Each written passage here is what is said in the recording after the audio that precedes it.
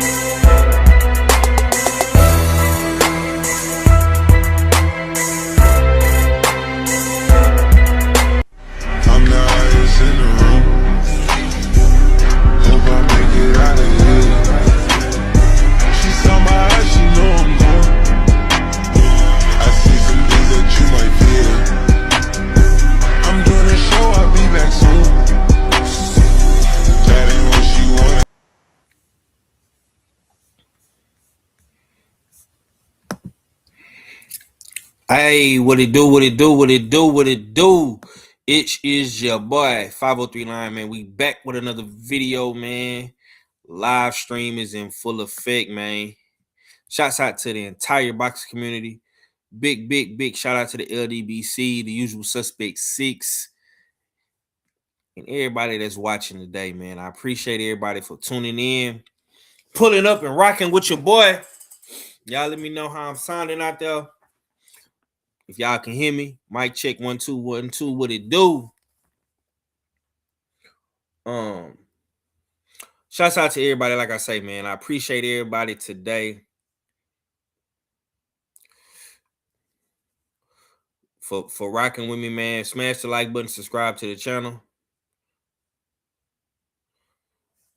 and once again, man, we are in season 3. Week 1 of the fight pool going into week 2.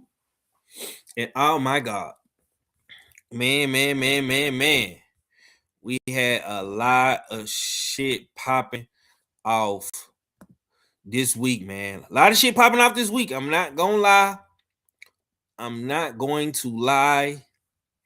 You know what I'm saying? It was good, bad, and indifferent. You know what I'm saying?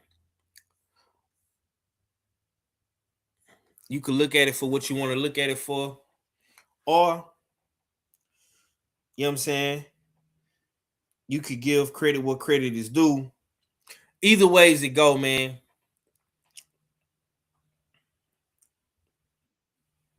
We had a great weekend of boxing. Now, our first person to enter the panel today is my boy TD, man. TD, what's going down with it, bro? Yo, what's good, bro, man? How's everything, man? Happy birthday. I believe your birthday, well, not that I believe, your birthday was yesterday.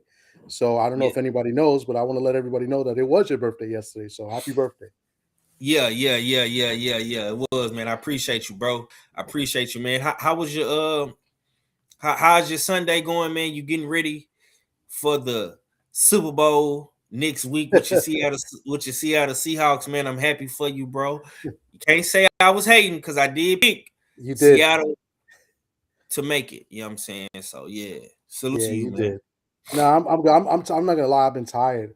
I got back late, and then I had to get up, and I was up a little bit. I did a show. I had a radio show I had to do, and then I was actually on Stormy B Man's a little earlier too. So I'm a little tired, but I'm trying to get up, get ready, get energized for the show today, bro.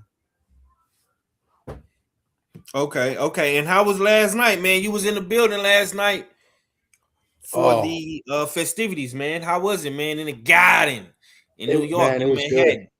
It was great. I mean, the energy was great. The crowd was great. I don't know if they sold out, but it definitely was filled up, and there was a lot of people there. There was some empty seats, but um, definitely a full crowd.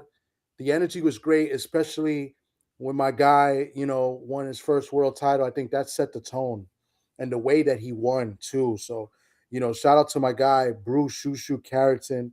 You know, I consider him like a friend. You know what I'm saying? I don't know him personally, but whenever we do see each other, we greet, we speak.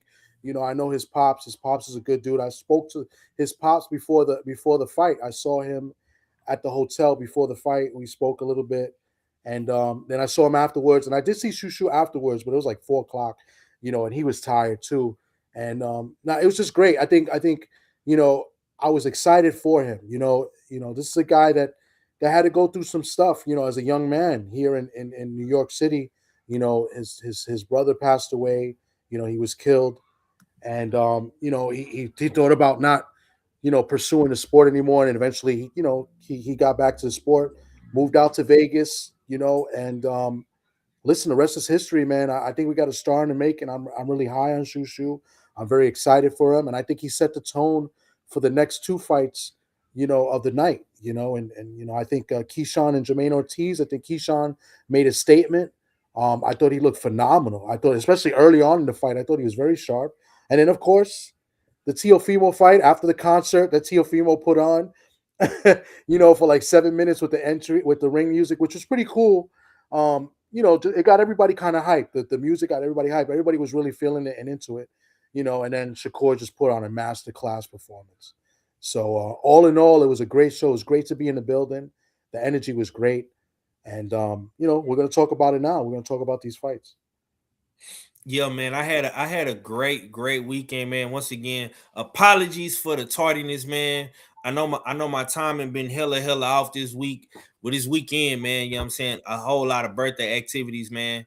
My lovely lady been making plans all day. I was intentionally trying to do the show earlier in the day before I went to my appointment that she had for me today, which was a massage appointment. We went and got massages and whatnot, sat down, ate, got some dessert, you know what I'm saying? All that good stuff, man. Uh, but I do appreciate my brothers for pulling up one time. For the one time, I know KG hit me on the back end, you know what I'm saying? I appreciate Big Bro for pulling up, you know what I'm saying?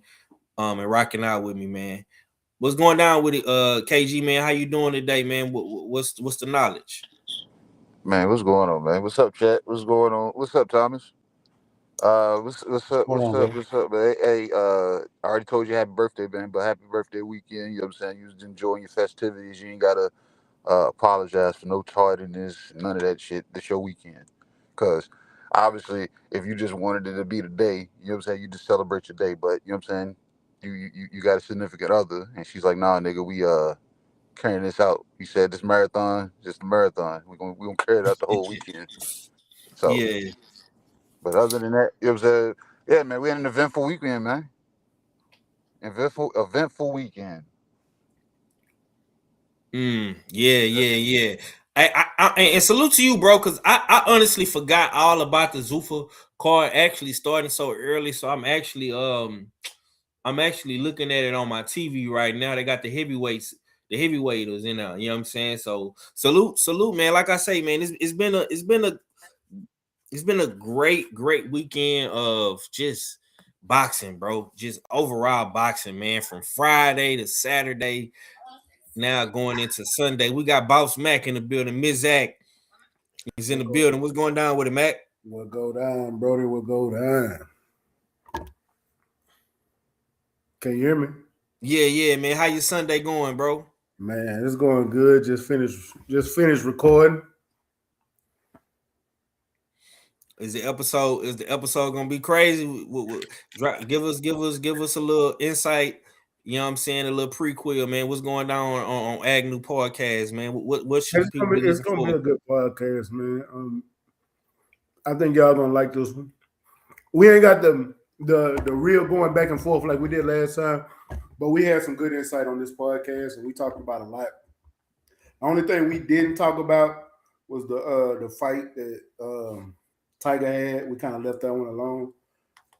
It's a reason why, but we left that one alone, even though we know it's still a lot of people talking about it, still bringing it up, but kind of felt like it didn't really have it really ain't worth talking about, in my opinion. Okay.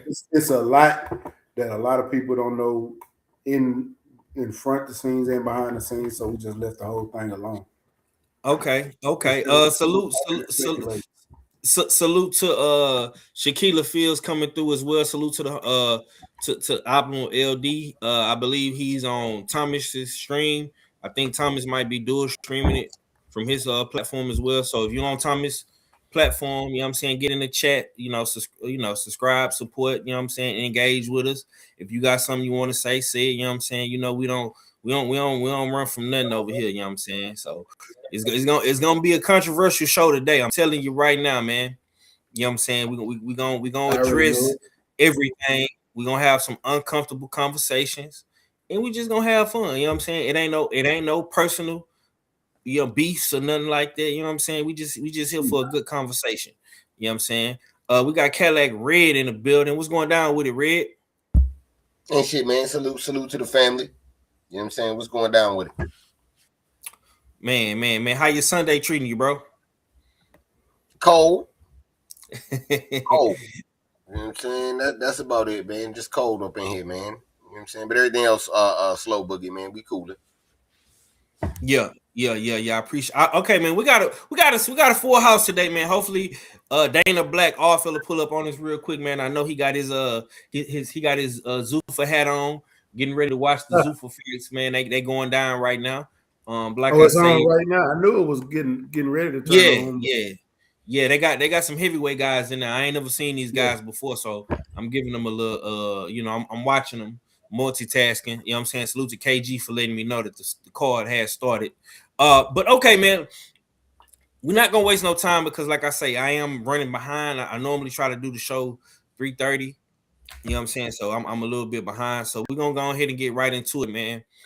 The Haney situation, altercation with Tiger Johnson, Devin Haney not being in the building. He missed networking, he missed the camera time, and he missed leverage. Now, for people that don't know what the original plan was for DHP and Devin Haney was going to be live broadcasting. He was going to be an analyst for the weigh-ins and for the fight. We all know what took place. We've seen the videos, multiple videos that's been floating around, going viral on social media between his entourage and Tiger Johnson and his entourage. We've seen everything, you know what I'm saying? We're gonna go ahead and address this off the bat, man. Now Thomas wanted to have a conversation with the guys on the show about it. You know, we got a mixed we got a mixed panel, you know what I'm saying? Some people might, be on the Devin Haney side, some people might be on the Tiger side, and some people might just be down the middle. So this is gonna create a great conversation. But before I do that, I want to say thank you to Shaquilla Fields for donating to the channel the other day. I appreciate you for sending me some money. That definitely goes a long way. I appreciate that. You know what I'm saying? I just wanted to make sure you knew that I seen that, and I want to give you a special shout out for that, sis. Appreciate you. Okay. And salute to my boy Rod Neal. We also got Daniel Berry Sports Highlight in the building as well from Thomas's channel. So I appreciate everybody for tuning in. Okay, Thomas, man, I'm gonna let you have the floor first, man. Hold on, real quick. Dana Black just came in. Let me pull Dana Black in real quick. Hold up. Let me pull my boy up real quick. There you go. Oh, fella, what's going down with it, bro? Ain't no Black. Yes, sir. What to do? What you're saying? What to go on at your favorite, your most hated fella, aka Dana Blizzak. You know what I mean? Smash that like button, share that stream. Damn right. It's the usual suspect ting. Salute to everybody up in the chat pulling up. Salute to the usual suspect 6. Y'all know what it is. Make sure y'all visit usualsuspect6.com, the home of the US6 fight pool. Shout out Ricky 905 for having a dope first week, 8-1 record. You know what I mean? Racked up 19 points. Was the only player in the pool to pick Jacob Bank over William Skull. You know what I mean? Who would have thought? You know what I mean? Who would have thought? But yeah, that's what happened. So yeah, salute to Ricky 905 for that one. Yeah, man, I'm just the TD saying he tired. I'm tired too. You know what I mean? There was a lot of boxing. You know what I mean? A lot of boxing to digest over the course of the of Saturday. You know what I mean? From the afternoon, the damn near to the early hours of the morning, even before that. You know what I mean? Because I haven't really properly cooked on or haven't given my opinion.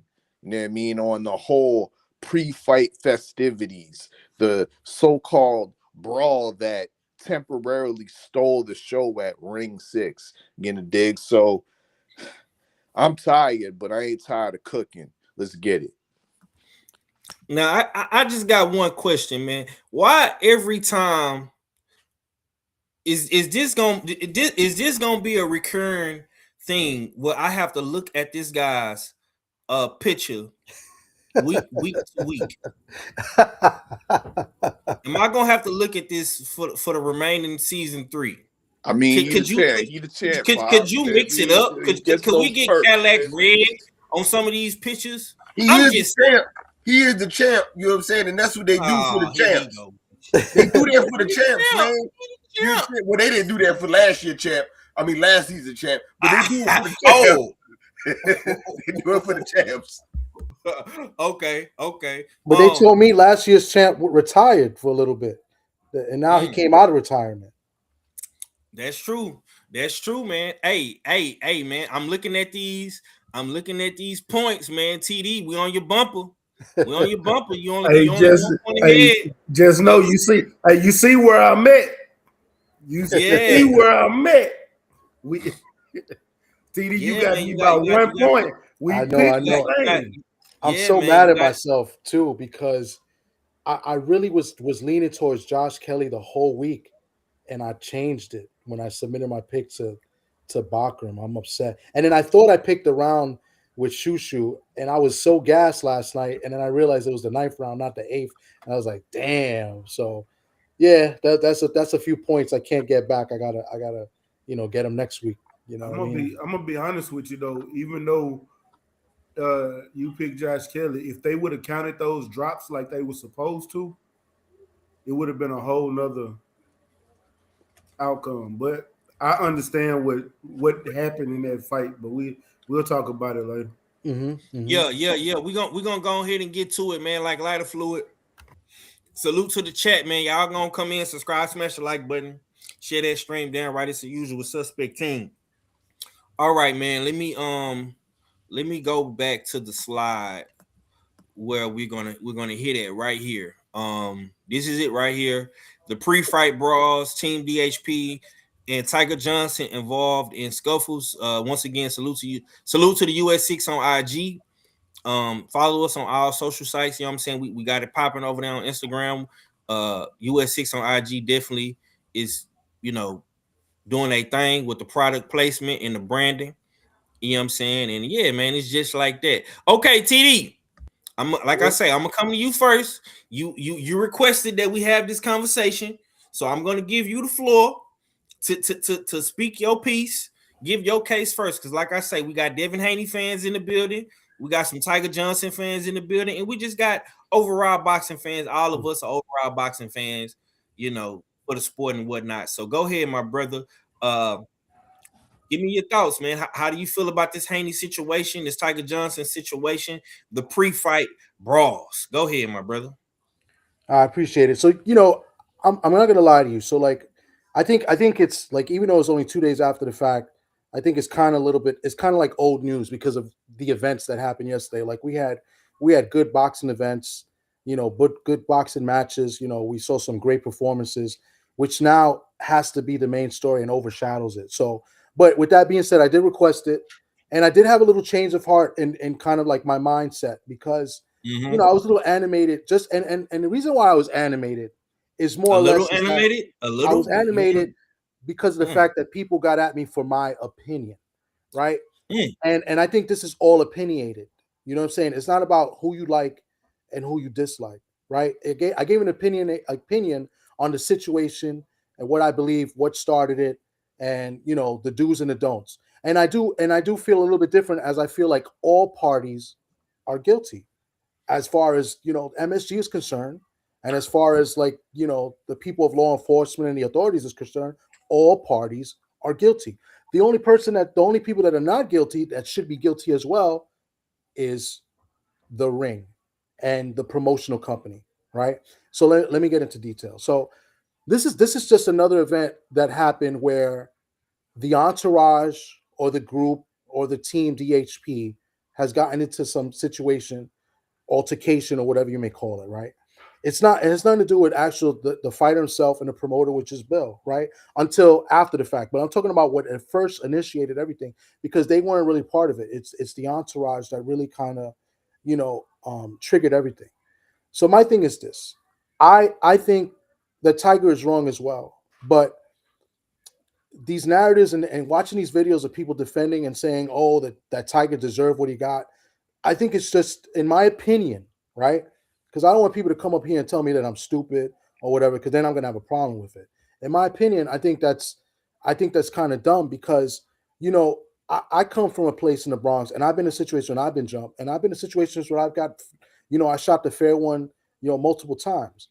And at the end of the day, you had a little kid, right? They called a little kid, which is a young adult. And like I don't know how people say that, oh, he's just a kid. No, he's not just a kid. He's a young adult. Stop this. Stop. He's a kid.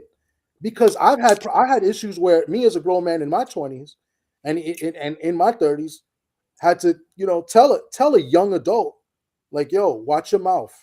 You know what I'm saying? Because I will put hands on you, and then you can go tell your moms or pops, whoever it is, and I'll put hands on them too.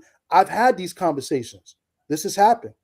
And it's always a situation where the youngest or the smallest or the loudest talking guy is the smallest guy, but he's only has those, those muscles when he's in a pack or when he's in a group. And that's what happened here, right? Where Tiger Johnson is he didn't even say the first words. The first words were then by this young adult, Sean Haney, said something, and Tiger and him mouthed off. Now that's just a mouthful of concepts. They just talking. I didn't see anything there in the video that I seen, the videos plural, where Tiger Johnson was looking to fight the young adult. And I'm purposely saying young adult because I'm tired of this little kid. You know what I mean? I'm tired of that freaking statement that I've been hearing. I'm not dead ass serious, bro, because I think it's really stupid, right? So that's number one, right? I didn't see anything there. They were separated to an extent where they were distant, and then that's where the security or whoever it was, let's call Team Haney number 2 representative. I don't know. Let's just do that. Let's call him ballhead guy, right? The ball-headed man, right? At first, people were telling me that he wasn't DHP. He clearly had DHP written on his sweater, so that just kills that. He mouths off. He makes a statement which I thought was okay. The statement was that oh, he's just a kid, right? Actually, he's a young adult, right? Whatever. But then he's still going and mouthing off with Tiger. So at this point, this is between that guy and Tiger, nobody else. Because now Tiger's talking to this guy and they're mouthing off in his words. Now, I'll pause right there. I've seen Tiger get into these type of shouting matches before, right? And this is why I think he's wrong. I've seen it. I've seen it in person. I've seen him and Hitchens get heated altercations before in MSG at the theater. I've seen it. But no punches were ever thrown. You know what I'm saying? So anyway, that's between them. The ball-headed guy threw the first punch. Whether or not he fainted or he threw a feint and it wasn't a punch, yeah, he fainted the first time. But the second time he threw a punch. Listen, if you put your hands in my face, faint or not, it's on and popping. Everybody's different. Everybody's gonna take things different. Now, in other people's opinion, you could say that Tiger should have walked away. But if I was in that situation and maybe some people on this panel, and maybe others, nah, man, if you put your hands in my face, let's do something, right? So, I mean, if you're on that type of time, the adrenaline is pumping, y'all talking, y'all both heated, whatever, then let's go. Let's shoot the fair one. Let's do the 1D. You feel me? But and that's what I felt happened. Then the third guy with the black and white jacket decided to throw a sucker punch from the side. Had nothing to do with that dude. Nothing to do with him. He throws, and then you saw, the rest of the people, including the young adult Sean Haney, throw punches as well. So this narrative that he didn't get jumped is stupid. He got jumped. He got jumped because he got into a verbal altercation with a couple of individuals, where then as the rest of the crew or the team, they jumped him. You know what I'm saying? So he got jumped, which was wrong. And I don't think Tiger deserved that. I don't think he deserved that, because I think it should have been between the person that threw the first punch and him. And I think that's a cowardly act. And anybody that says that Tiger was wrong and he deserved it, then you guys never been in an altercation like that. You guys never experienced that. I've experienced it. Now, and the other thing is, because I want to make this quick, because like I said, I think this is kind of like worn out already. You know what I'm saying? I want to talk boxing. And I already hold on, TD. That's why I'm putting this at the top of the show, so we can get to the boxing and end off on a better segment and talking points. But go ahead. Okay, so I'll just try to land my plane real quick. I think the thing with people saying that Bill Haney came in and whatever, I think Bill Haney, now obviously I'm not in Bill Haney's mind. I think he had the right intentions to trying to break things up. I don't think he was trying to do anything to Tiger. But I think in having the right intentions and helping, he was wrong. Meaning, instead of breaking up and throwing the guys off of Tiger that are hitting him, he grabbed Tiger. So, like I said, if you've been in that situation before, if I'm in a fight, and I've been in these situations, or my man's is in a fight, we together, whatever, and somebody comes and get him, if I was to grab my man's, or my man's was supposed to grab me, and then other people are swinging at me, me and my boy are gonna have some words, or I might swing on him. Like, yo, what the, you holding me for, bro? They swinging at me. What's wrong with you? You know what I'm saying? And I think that's where Bill was wrong. Instead of grabbing the other dudes from his team off of Tiger, he grabbed Tiger, and there was a couple extra shots thrown in there. So that's why I feel like Bill was wrong. Now, whether or not like he did it purposely or not, that's opinionated. I truly believe he was not trying to do anything wrong in that particular moment. And then anything that happened afterwards kind of falls on Tiger, right? And I can understand you get upset, like he wanted more smoke. I don't know. Apparently, from what I've heard from people that were there, that told me there were a few other people that were with him that weren't with him at the time. Then they waited for Team DHP at the door, and they got into it again. So then obviously Tiger is wrong again, because he was looking for it again. So that's why I'm just going to land my plane with it. But this narrative of the people saying that, oh, he tried to attack a kid and he deserved it. Nah, you wrong for that. Because I'm going to tell you something. If I'm in that situation, you know what? I'm doing the same thing that Tiger did. You know what I'm saying? I'm not walking away because my adrenaline is pumping. We're gonna mouth it over whatever. And you put your hands in my face, I'm swinging on you, bro. And if I get jumped, then I'm gonna get my lick back too. So I feel what Tiger did, he was wrong for that. But I'm gonna get my peoples to come and see you too. You know what I'm saying? And whatever happens, it happens. You know what I'm saying? And the fact that what I got animated was that people were saying, oh, I'm wrong and whatever.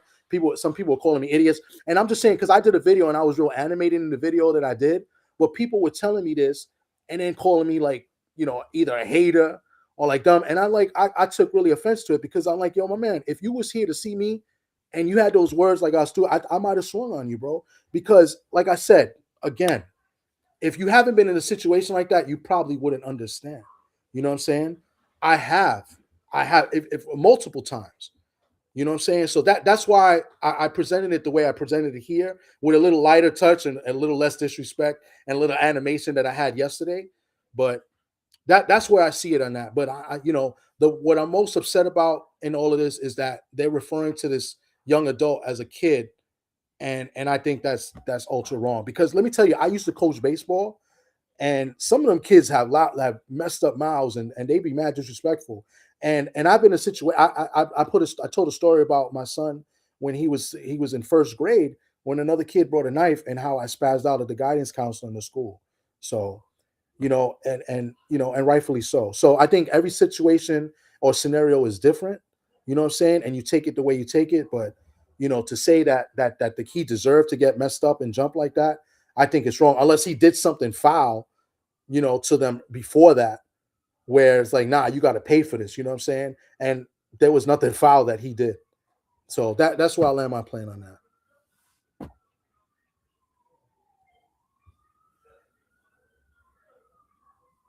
I'm on mute like a motherfucker. I'm gonna slide to my boy Red. Red. We spoke behind the scenes. We had a great conversation about this offline, man.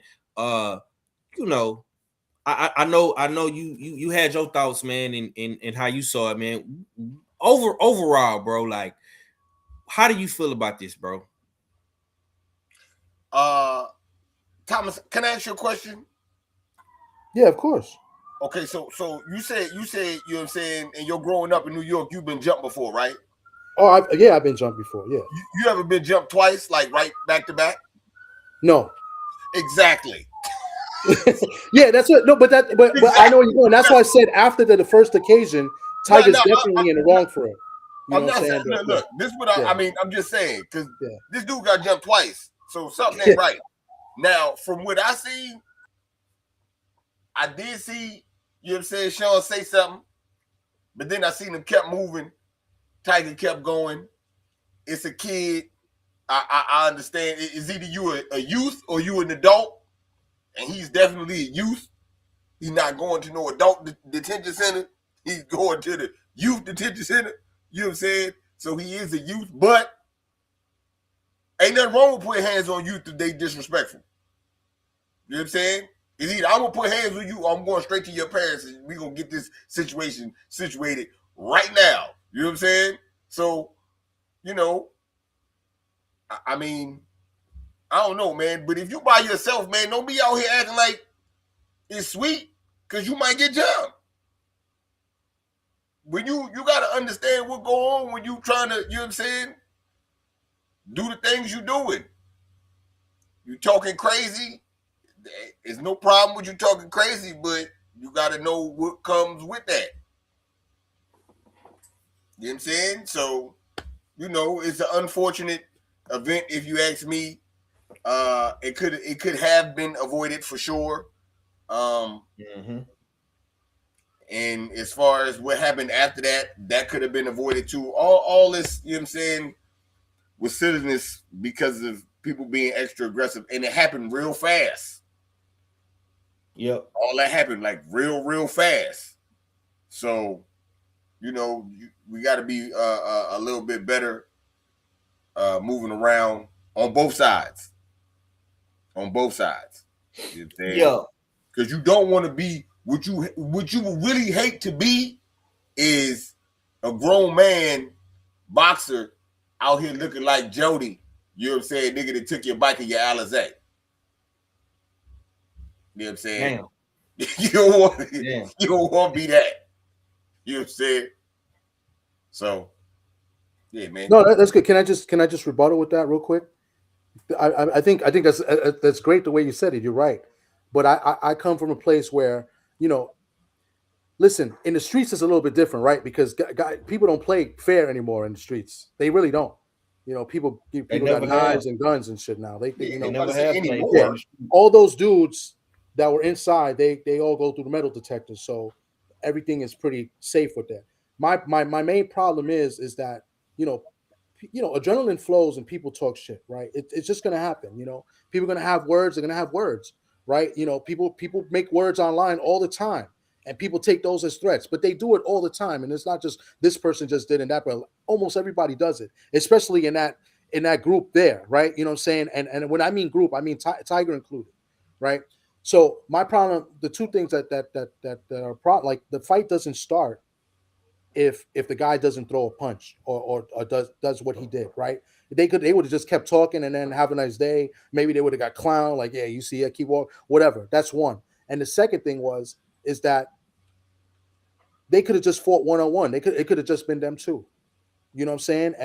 And with the guy with the sucker punch on the side, that made everything worse because because that's exactly what happened in my situation, where I was arguing with a person and it was me and him. And this is funny. It was right after like a church youth group meeting. And it was a Wednesday night, because it was always Wednesday nights. And we're walking home, and I'm arguing with this one Dominican dude, and we're like going at it, and we're ready to throw hands. And then the other guy from my right side came and started mouthing off. When I turned to him, then I got sucker punched from the other dude. So right there, that I got jumped. You feel me? So like, and that's what I'm saying. So what happened between those two, that when Tiger went to throw his punch back, the other guy came from the side and did the same thing. So that's two things that really started it, where as far as, you know, him being jumped is concerned. Yeah, but you get jumped for those type things, Thomas. You ain't got to explain that. You get jumped for that type shit. Nah, fact. I'm with the suspects. You know what I'm saying? I'm by myself. I'm with the suspects. But if somebody come at 5, he better be looking the fuck out. If you know, I feel you. No, you're right. Hey. I don't care about being right or wrong. I don't care who started it. If you come at who I came with, you might get stuck. Yeah. You just might. You know what I'm saying? You just might. So yeah, you know, you gotta be aware of that. If you by yourself and you are outnumbered, it said in the Bible, man, a good run beat a bad stand. Yeah. You want to be tough guy, then look at your eye. I mean, I'm just saying, and I'm not saying nobody deserves none of that. What I'm saying is you gotta be aware. Yes. Where is your awareness at? These niggas just walk past you like 5 deep. Yeah. Saying you want a one-on-one is stupid. It's okay to say that. No, I'm with that. Y'all got it. All right, man. Whatever, man. Whatever, man. Come back another day. Absolutely.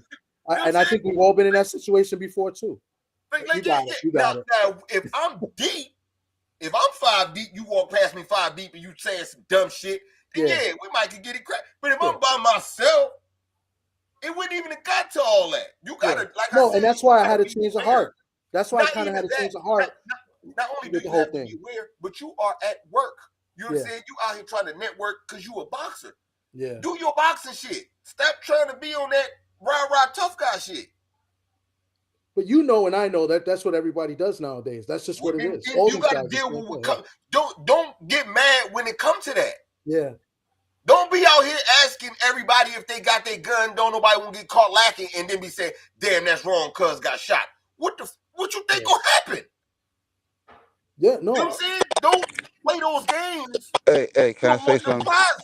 Can I say something? I was sitting here with you, KJ. I wanted to come in so bad. Hey, look, check this out, man.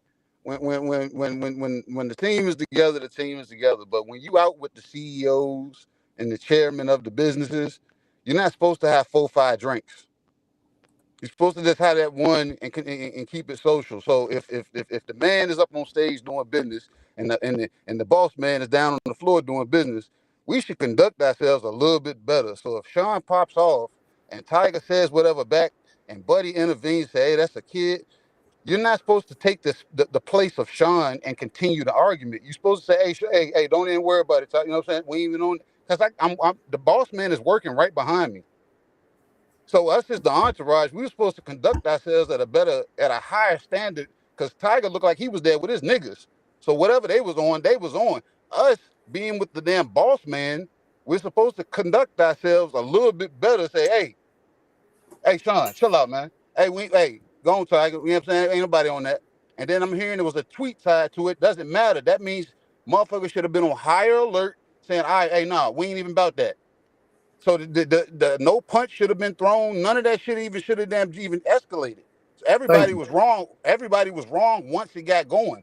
But I'm just saying, if y'all are there with the boss, conduct yourself as if y'all are the direct representation of the boss. Both of them, they're right there within feet of y'all. Y'all can't conduct yourselves as goons and savages. That don't look right. You know what I'm saying? That's why I pointed the finger so heavily at DHP, because I'm like, y'all are their team, DHP. We're supposed to conduct ourselves, you know what I'm saying, and be an upstanding group of motherfuckers that we're said to be. That's why motherfuckers there champion us and say we're people that people should look up to. Motherfuckers should aspire to be like us. Why are you taking the place of a 16-year-old and continuing the conversation? That's where the fuck up is. That's what a disconnect is. The shit wasn't even escalated to the point. I've been in the room with Tiger, and you don't even know the nigga is there if you're not saying too much to him. That's all I'm saying when it comes to it. That's why I put so much onus on the actual team that was there. Not the singular fighter. You know what I'm saying? That was wrong also for actually getting, you know what I'm saying, all the way engaging. But the shit shouldn't have turned into anything. You're there with the boss. At all. You're there with the boss. Nobody posed a damn serious threat that the boss needed you to go on high alert. Everybody should have been cool. And Sean could have been pulled to the side later. Hey, man, hey, nigga, you can't be out here doing that silly shit. Your brother is that nigga. You ain't even got your feet wet yet. Chill the fuck out. You gonna have us getting into shit that we don't need to be getting into. So, like I said, we can. If anybody got else that they want to say, man, y'all say it. But we can press forward, man. Yeah, I want to say something. Yeah. We gonna. Hey, man, we finna talk about boxing, bro. I just wanted, like I say, to go ahead and get this shit out the way to address it, and we moving the fuck on from it. We ain't gonna speak on this shit no more. Yeah, I'm not. That's why we didn't talk about it on the AP today. Because but go ahead, man. Go ahead, bro. Because I know we didn't talk about it on the AP today because it's a lot of stuff that we do know on the back end. But this, I'm gonna tell y'all where it stemmed from. It stemmed from Tiger saying that he wanted to fight any and everybody, and he named Devin as one of them. The little 15-year-old, because he on the team, decided to say something and bump into Tiger. Man, you walking in an event that's full of people, you don't know how old nobody is. You just see a person. So you talking shit to me, I'm gonna talk shit back. Baldhead come over there saying as a kid, Tiger, I don't give a fuck. I'm like Tiger, I don't give a fuck who it is. Nigga, watch your mouth. Just like you, watch your mouth. Just like everybody else, watch your mouth. Be cognizant of what y'all say to people. Don't just come out here thinking anybody can say anything. I don't give a damn. I slap kids too. These kids, matter of fact, these little YNs, the one that's out here doing all these killing is mostly kids. The people that's out here in schools fighting teachers and doing all this dumb shit is kids. Y'all acting like these kids ain't bad and doing dumb shit, which is YN mentality. Y'all gotta let all that go. Y'all, everybody that's on DHP side, I understand. But at the same time, most of y'all ain't never been into a fight. And then the other half, y'all out here rooting just because Bill is close to a lot of people in the family. It's cool, but when somebody wrong, y'all got to be able to say this motherfucker was wrong. These motherfuckers was wrong. Like KG said, your bosses came down here to do an event. He's over here commentating with Chris Mannix and them, standing up there talking, turn around, and he got to come over here and jump in the fight because his squad fighting. And I'm the same way. Going on the Haney side. If I come with some people, we come together, we leaving together, we fight together. If I see five, Cadillac and KG together, if I see him arguing with somebody, I'm probably gonna be the person to throw the first punch because I want to make sure they're getting home together. But at the same time, you gotta have somebody on the squad to understand, look, we came to handle business, not fight. Let's get this situation together. Hey, let's walk out. You know how this little nigga is. Because I guarantee you, everybody in that squad, including the bald-headed nigga, know that little 15-year-old is a hothead. Grab that little nigga. Stop the situation before it starts. Why y'all even going back at Tiger? Why you telling him that's a little kid? You know that's a kid and you know he a hothead. Go get on that kid. He shouldn't be in a grown man place, period, at all. And can't nobody tell me no different. No 15-year-old need to be in a grown man place. Stay out of grown folk business. Because if you're going to get over here and talk hard and act like and shit talk a grown man, you can get hit like a grown man. Because this nigga don't know your age. I don't know you a 15-year-old. I don't know you a 16-year-old. Most of these little niggas look grown as fuck. And you got Tiger and got jumped twice. Nigga, if you jump me one time and I'm still get up and I'm standing, I'm not fit to let it go. I'm ready to fight some more because I need my get back. So if he got jumped again, I'm still not going to hold it on Tiger. Nigga, y'all just jumped me. How am I supposed to respond? Yep. Y'all niggas got to be more honest with themselves and stop riding. Stop, nigga. Y'all need to stop glazing. Stop dick pulling. I don't give a. I'm calling out everybody. Stop dick pulling. And be honest, because if you was in that situation, you do the same motherfucking thing. If you ever been in a real fight, half you niggas ain't never fought before. Mm-hmm. So let's be 100% honest. Period. Now let that shit go. Move on. I just want to add one. I didn't want to say anything. Hold on. Let me speak. I let everybody speak. I'll let you get your thoughts in, Tommy. I'm gonna say this, bro. And I think a lot of people is missing the point of me even talking about this. If you look at my thumbnail, I got Devin Haney next to Shakur and Connor Bean for a reason. Missed opportunity. Devin Haney was there on DHP business. Devin Haney was supposed to be broadcasting and being an analyst. We were supposed to be seeing another side to Devin Haney, of him actually talking boxing, breaking down the fights, and giving his boxing IQ to the masses. That's why Devin Haney was there this weekend. He was also there, and BFT has been reporting about this all last week. He was also there to get in the ring and possibly call out the winner of Shakur and Teofimo. That opportunity was missed. That is the main thing. Honestly, I don't care who was right, who was wrong. I wanted to see Dev get in that ring and handle his business, bro. That's what I care about. That's what my mind is at. I don't care if you team Tiger or you team Haney, whatever. You team boxing. I don't care, bro. The man was there for business, bro. And instead of him being in Madison Square Garden, ringside, being an analyst with Sergio Mora and Chris Mannix and the rest of the crew on the zone, he was watching a fight somewhere at a club or a sports bar where he was supposed to be in the building. That's missed opportunity. Connor Bean should have not gotten that ring. Connor Bean is not a champion at welterweight. Devin Haney is a champion at welterweight. Devin Haney just beat the best welterweight in the game.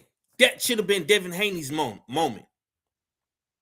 But let me say this too, man, because Mac know this. On the north side of Houston, bro, I don't give a fuck how old you is. When you talk shit to grown men, when you put yourself in a position with grown men, homie, niggas is gonna see about you. Especially in the streets. And I don't care what hood you from. You can be from Fifth Ward, Homestead, Acres Home. It don't matter, bro. When you cross that line with grown men, homie, things can happen accordingly. That could be gunplay, or that could be fighting. And guess what? If you're fighting, nigga, in the streets, ain't shit fair. You can get jumped. You can get hit with a motherfucking baseball bat. You can get maced. You can get ran over by a car. I see all type of crazy shit go down in the streets of Houston when it comes to this fighting shit, bro. And that goes for females and men. And Matt can attest to this. He know I'm not lying, bro. My brother got hit in the back of the head with a baseball bat by a grown man when he was a teenager. Exactly. So miss me with all that. Listen, at the end of the day, bro, this shit could have been avoided. And truth be told, I don't blame Devin Haney. I don't blame Bill, because they was working. Me either. They was working. Bill was doing what Bill always do, bro. Bill was working the room. He, on an interview with Fight Hub, he talking to Derek Chisora. He talking to Keyshawn Davis. Tiger said some shit to him. Bill Haney ignored the nigga. Bill Haney kept walking. I don't blame Bill and them for this. I don't blame Dev. Nigga, Dev was on stage talking about the weigh-ins. I can't blame Dev for this shit. But when the shit pop off, I'm not supposed to be like, oh, man, well, you know, Dev can't do nothing, man. Fuck that. If a nigga trying to get at your daddy, if a nigga trying to get at your brother, you better stand on business. Same thing goes for Tiger, nigga. If you got jumped and you trying to get your get back, get your get back. But you got to understand what comes with that. And if you outnumbered, nigga, if the numbers ain't in your favor, bro, you might take another L. But you got to live with that, bro. But at the end of the day, none of this shit was worth it. Because guess what? Y'all wasn't in the building for the fight. That's why niggas came to that event to go to the fight. We all know this, bro. We all have been to fights. We all know how this shit go. It's a whole event all throughout the week. Niggas go to the press conferences. Niggas go to the weigh-ins. Niggas go to the fight. Niggas go to the after party. It's a whole event. It's a whole week event, bro. They had everything lined up. They had the press conference, the weigh-in. They had the Ring Magazine Awards. They had the fight. They had the after party. Everything was in line. Devin Haney missed a part of that because he got put into a situation because of his team. That wasn't on Devin Haney. That wasn't on Bill Haney. But Sean and the bald head guy from DHP and Tiger, hey man, y'all seen the video. Y'all be the judge of it. I'm not gonna tell you who was right or who was wrong. Y'all seen what happened, bro. And when the shit pop off, it pop off, and then it's complete chaos after that.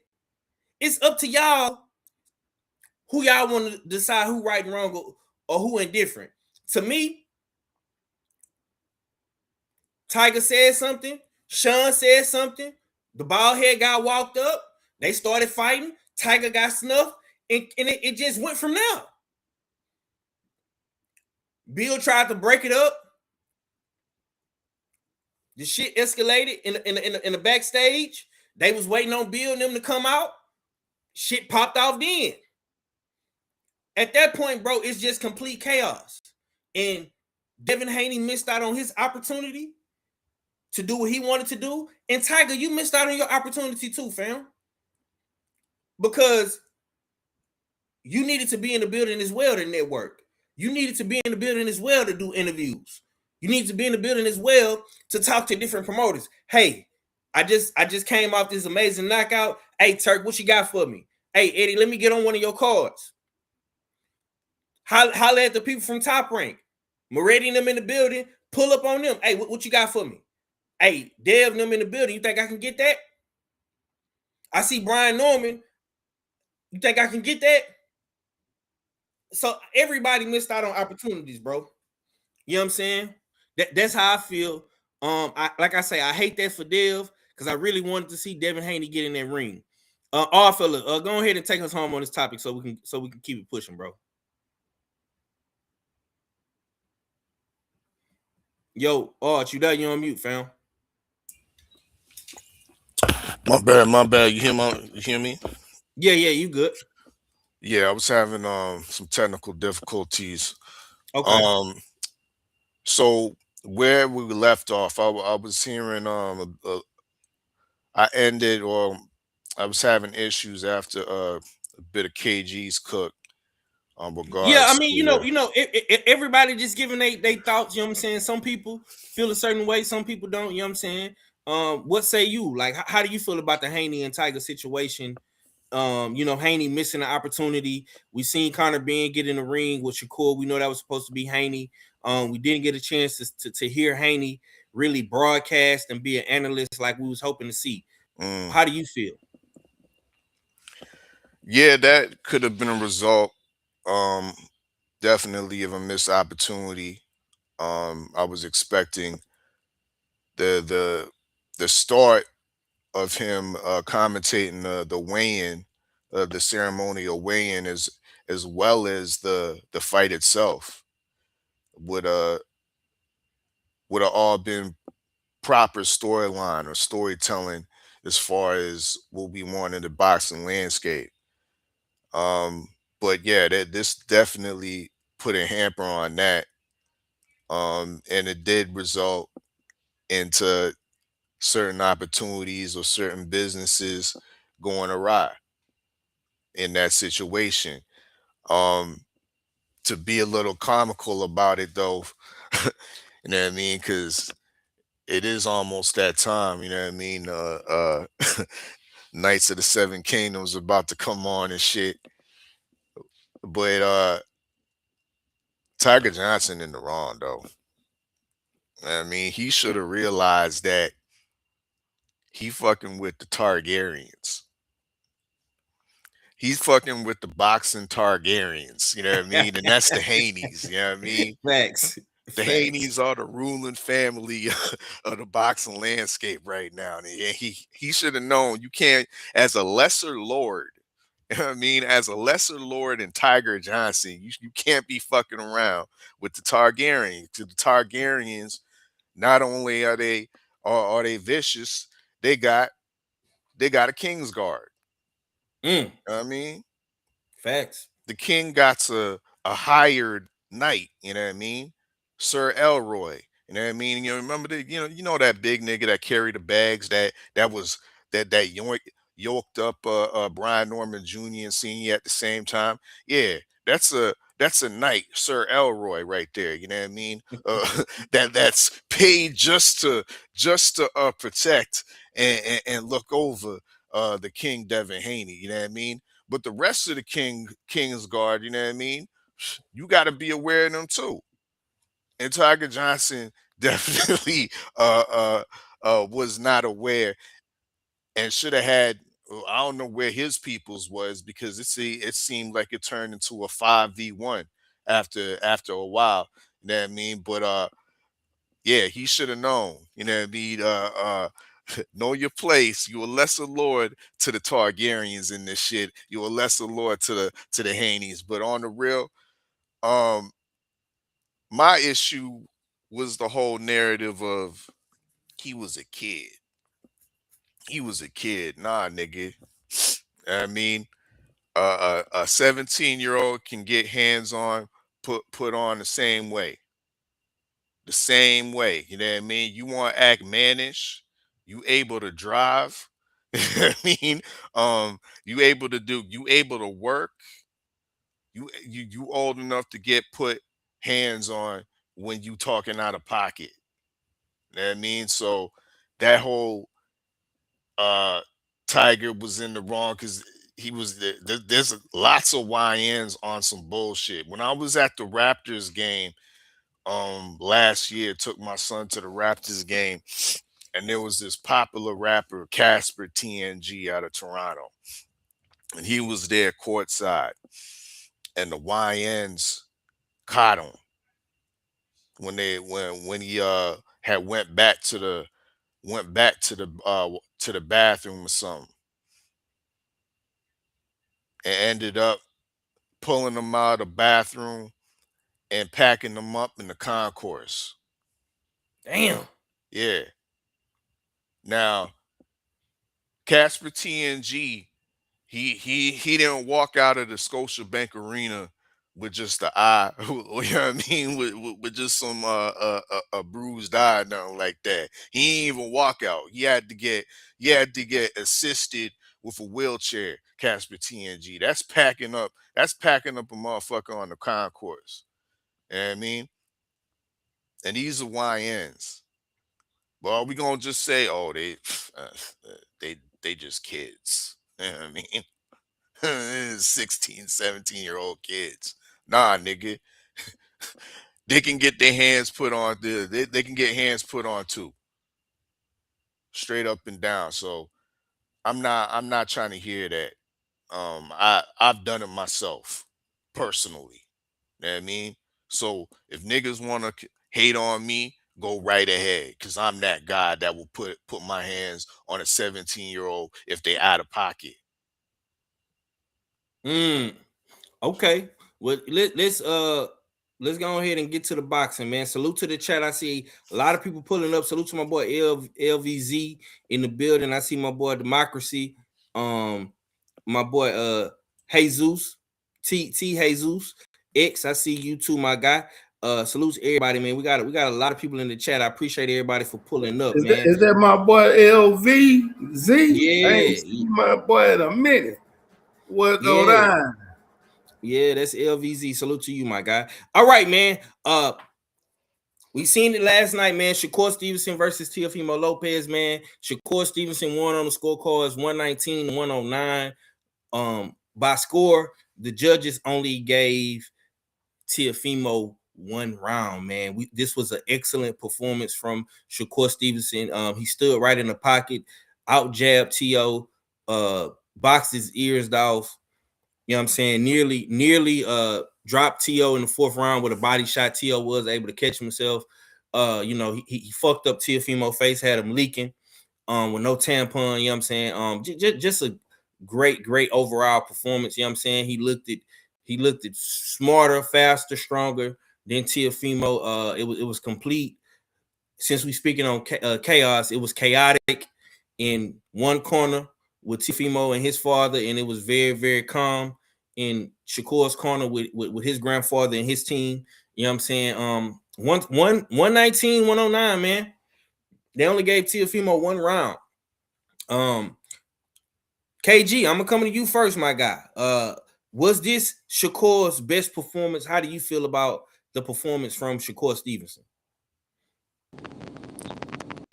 I didn't give Teo any rounds. Damn. And it's hard for me to say this is Shakur's best performance because I didn't get to see damn Teo. That wasn't, you know what I'm saying? Like, the Teo that showed up, it might have been Teo looking to show up, but he couldn't show up. He couldn't, you know what I'm saying? He couldn't get out the damn starting gates. And when he never got out of the starting gates, it just turned into the Shakur show. So I don't know if it was his best performance because you couldn't get a good account of damn Teo. He looked so damn, I don't know, the perennial champion defending. And you static in a little bit, KG. I figured that. But the lineal champion, damn, looking damn average. He looked like a C-level fighter in there against them.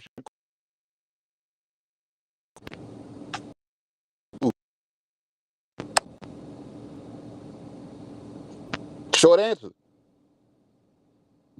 Okay. Mac, was this Shakur's performance, man? What was your thoughts on the fight, bro? No, he's had way better performances. I'm not gonna lie. Shakur, I mean, it's like Teo. I'm gonna be honest with you. You know what Teo looked like? Teo looked like he lost the fight before he got in the ring. He never got out. He stayed in one gear the whole time. Teo fights good going backwards, but he didn't look good then. I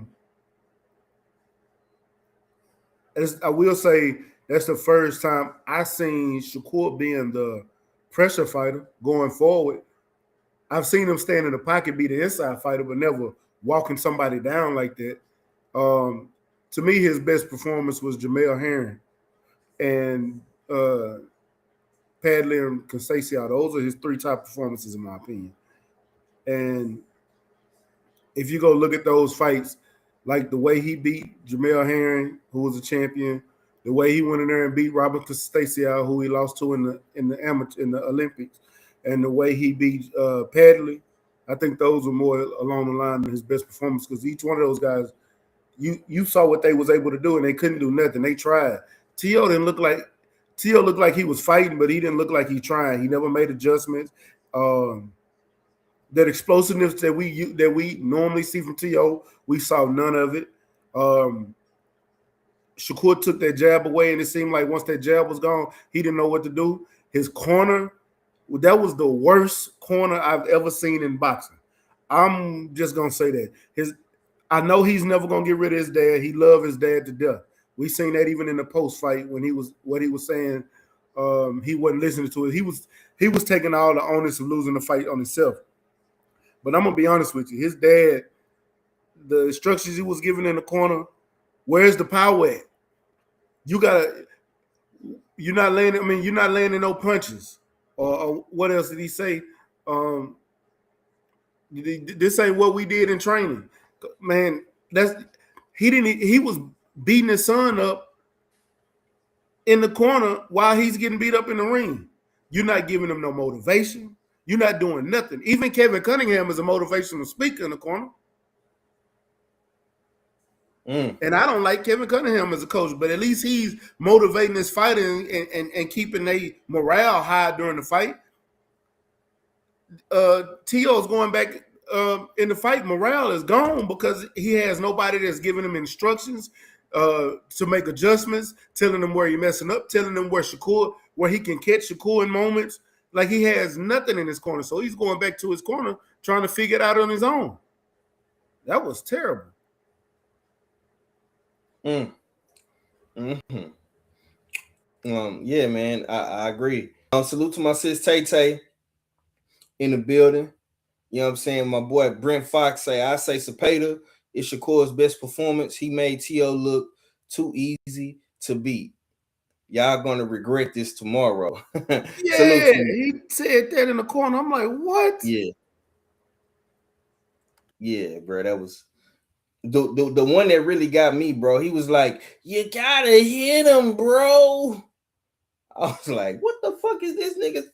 Whatever, bro. Red, man, what was your thoughts, man? Was this Shakur's best performance? 119, 109. How did you feel about the fight, Red? I like the Jamel Herring fight a little bit better. I'm biased because I seen it live and in person. So I'm gonna go with that one. But he dominated like a motherfucker, man. Oh my God. Totally embarrassed T.O. T.O. talking about all his footwork and I'm gonna do this, I'm gonna win. I don't deserve, and I quote, I don't deserve to be called a takeover if I let a nigga come to my division and take my shit. That's what he said. You know what I'm saying? That shit be had me looking at niggas like, yo, man, you gotta. People be out here. I'm not even gonna go left with it. Look, the fight could have been a better fight. I kind of agree with T.O. Daddy. Because at some point, you got to lay it all on the line. I know he countering the shit out you because you slow. You know what I'm saying? That's what Shakur said. He was mad slow. But you got to do something. You know what I'm saying? I didn't feel like T.O. went out on his shield. You know what I'm saying? I don't feel like that. I just feel like he got dominated. It ain't at no point he was like, man, fuck this. I'm tired of this shit, nigga. He didn't do none of that. So, but shout out to Shakur for a dominating performance, man. Putting a staple on who you are in the sport and what you got going on, man. Moving up in the division, fighting the best guy, beating him. You know what I'm saying? Had them all bruised and bloody. Yeah. Yeah, man. It don't get no better than that, man. I'm glad. You know what I'm saying? But even though T.O. got dominated, he still didn't have the worst L of the night. All right. All fella, man, was this Shakur's best performance? How do you feel about the fight, man? 119, 109. They only gave Teofimo one round in the fight. How did you feel? Aesthetically, you could argue his performance with Jamel Herring or even the breakdown of Josh Padley was his best performance. But I'm going to say this is his best performance because it had the biggest stakes. It was in front of like the biggest audience, the brightest lights. Once again, moving up in weight into a weight class he's never been at before against the number one guy of that weight class. That wasn't just a random title holder. He was the lineal champ of that weight class. And going into that fight and proceeding to wash the lineal champ, a guy that's supposed to be offensively creative, a guy that's supposed to show us acrobats and athleticism. We didn't see much of that because it all got tuned down and neutralized by the boxing wizard of Shakur Stevenson. Now, to me, the performance is so clinical that I'm seriously debating in my mind that Shakur deserves to be ahead of the monster Inoue right now on the pound for pound list. That's how impressed I was of this performance. I can't say that of the Jamel Herring and the Josh Padley. Yeah, they were aesthetically sweet, but was I questioning whether I should raise Shakur Stevenson up on the pound for pound list? No, I wasn't. This fight right here, yeah, the arguments are continuing, and it might spill out to the rest of the brothers. Laying the plane. All right, man. I say my boy TD for last, man. He was in the building. He seen it live and direct. You know what I'm saying? He was able to, you know, feel the crowd. You know what I'm saying? See what people were saying in the building. So he got a whole nother insight and perspective, man. Was this Shakur's best performance, TD? And what was your thoughts live in the building watching it, bro? And salute to my boy D Free in the chat as well, man. You know, I really love the Valdez performance because I thought he set some nice traps in there. You know, he dropped them. I really love that. The Jamel Herring was nice too. But to me, this was the best performance. Now, it's tough because you know, how good is Teo, right? Because everybody says Teo is great. But we, you know, and Teo didn't look as good as he usually looks, you know, even when he fought Loma and Josh Taylor, he didn't look like that, right? You know, he looked great in those fights, you know. But then when I go back and I look at the Loma fight, you know, he really looked great like the first 6-7 rounds. After that, Loma kind of, you know, hurt him, and I thought he hurt him bad and later in the rounds, and like, you know, all we remember is that Loma started late, right? So, but yet that was Teo's best performance. I gotta say this is Shakur's best performance also because like Red said earlier, I was there and I got to experience it, you know, and it was a big moment, it was a big fight. And it's something about being at the event and watching, you know, a masterclass performance, you know. And what I enjoy the most about this ass whipping, it was an ass whipping, is that Shakur gained his respect early in the fight. Like I believe he hurt Teo in the second or third. I mean, you could tell Teo was hurt by what Shakur was throwing, and I think that just changed everything for Teo. You know, the best thing Teo did all night was the ring entrance. I mean, if you got points for coming into the ring and the ring walk and the music, I mean, you know, it might have been a closer fight, you know. I mean, that was the only thing he did well, the dancing to the ring. I mean, that was a nice little performance, but it didn't translate to the ring. I didn't get to see the corner, right? Like you guys saw on TV, but I will tell you this about the corner that I did not like, and I pointed it out. And I had Ofacio with me watching the fight. He was next to me, and Ofacio was screaming out loud a lot too because he put money on the fight on Shakur. And you know, the corner was so bad as far as, forget about the instructions. They couldn't even get the stool in the ring early enough. Like they took them so long just to get the stool in the ring every round. Like what were they doing? It was just ridiculous. Like and Senior was late to get in the ring a couple of times. You know, it looked bad. And then when I finally saw some of the highlights, like you guys were referring to, I'm like, it's bad. And I think we learned something from Tio as far as like the way Shakur beat him, because I'm talking about the early rounds. I'm not talking about how Shakur busted his face open. I'm talking about the early rounds when he gained his respect. Tio is mentally weak. And there was an interview that Tio's father had after the fight. I don't know if any of you saw it. And I'm about to play it right now. I'm about to play it. He kind of proves that, right? That he's mentally weak. And I think he was mentally weak after Shakur kind of went in there and hit him a few times. Shout out to man. Teach was in the building too. I'm sorry I didn't get to link up with you that night, but Teach was also. Oh, Teach was in there? Salute to my boy Teach. I see you, Teach. Out here in these streets, my boy. Yeah. But this was a masterclass. He had Tio shadowboxing himself because it's like Tio was scared to engage. If you watch the way he was throwing his punches, he was like 10 feet away, like he wasn't really taking any chances. And you got Ofacio next to me screaming like, "Look, he's shadowboxing. He's looking really good, but he's not hitting anybody. You don't get points for hitting air. Like he's just clowning him." And that's what Shakur was doing. And it's not like Shakur was running like people say that he likes to do. He was definitely pressing the action. He was on his front foot, and he was in the pocket. It's just Tio was scared to engage, and he really didn't have nothing. And then the fact that Tio switched to southpaw a few times, that was crazy.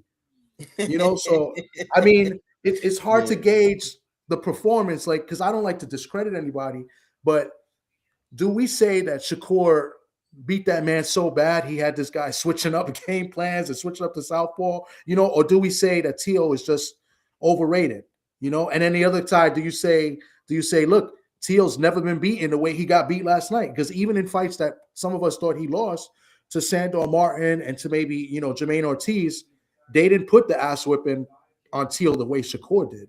It was masterclass. Shakur sat on his punches. Shakur had the fight after 7 rounds pretty much, right? He swept it. He swept the fight. The judges gave him 1 round, and I think if the 1 round I would have gave Tio, and even it was only really the last 30 seconds of the round. It was like 8 or 9 with Tio landed some body shots late, and he was like all into the crowd. And then Tio's father made like a little show. I don't know if they showed it on TV. I think that might be the round that he looked the best in. But either way, he lost most of that round. He lost most of that round. And credit to Shakur, like even in the 10th, 11th, and 12th round, Shakur was really looking to stop him. Like he really wanted to make a statement. And he sat down his punches more. He landed some clean shots. He really embarrassed Teofimo in his home crowd. That people were leaving the fight early, but those were Teofimo fans that were leaving the fight early. I don't know. They obviously didn't show that, but that people were leaving early because it was just embarrassing. The Tio fans were leaving. The Shakur fans that were there, it was kind of 50-50 as far as the crowd.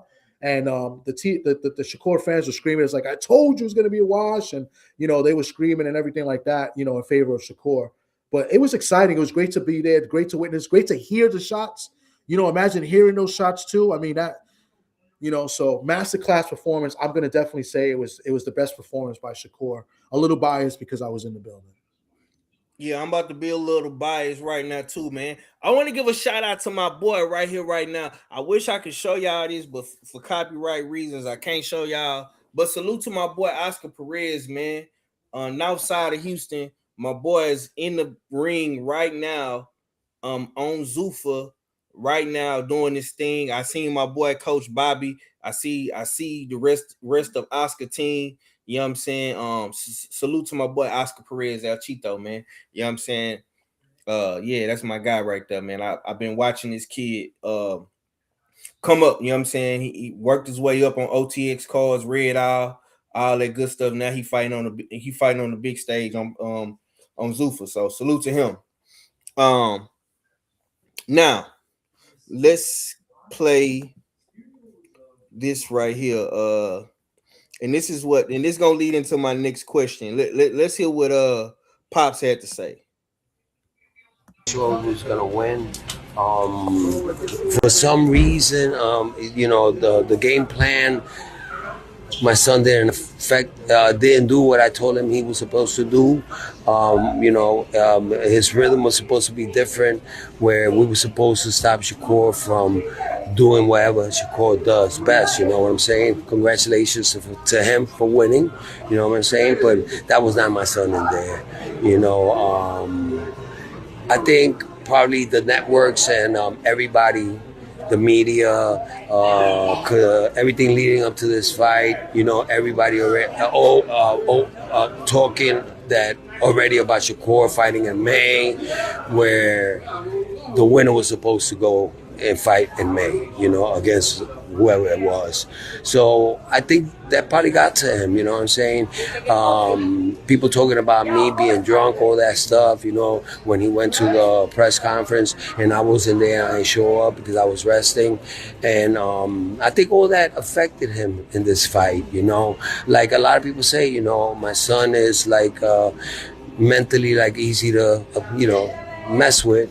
And how you gonna fight, you know, a fight when everybody wants you to lose? You understand what I'm saying? And I don't know what happened. It just looked like all his powers were not there. Like everything was like that we planned, everything that he did in sparring, everything that we planned to do was not there.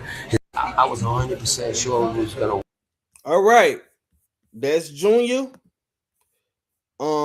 And this leads into my next question, and I start with you, Red.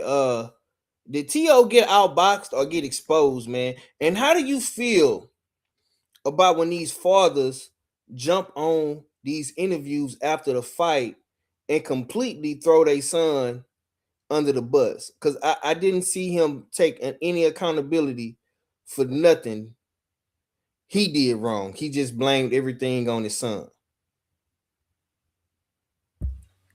I don't know, man.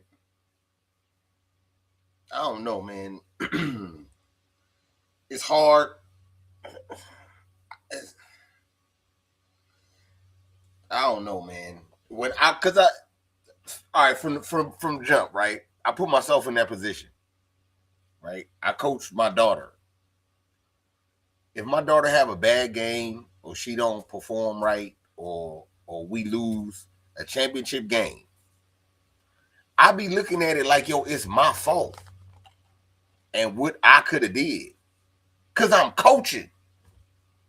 You know what I'm saying? Like, I'm actually the coach. So to not be the coach, you know what I'm saying? But at the same time, when you giving advice and they not listening, it's like, damn. But you still got to eat that because y'all in it together.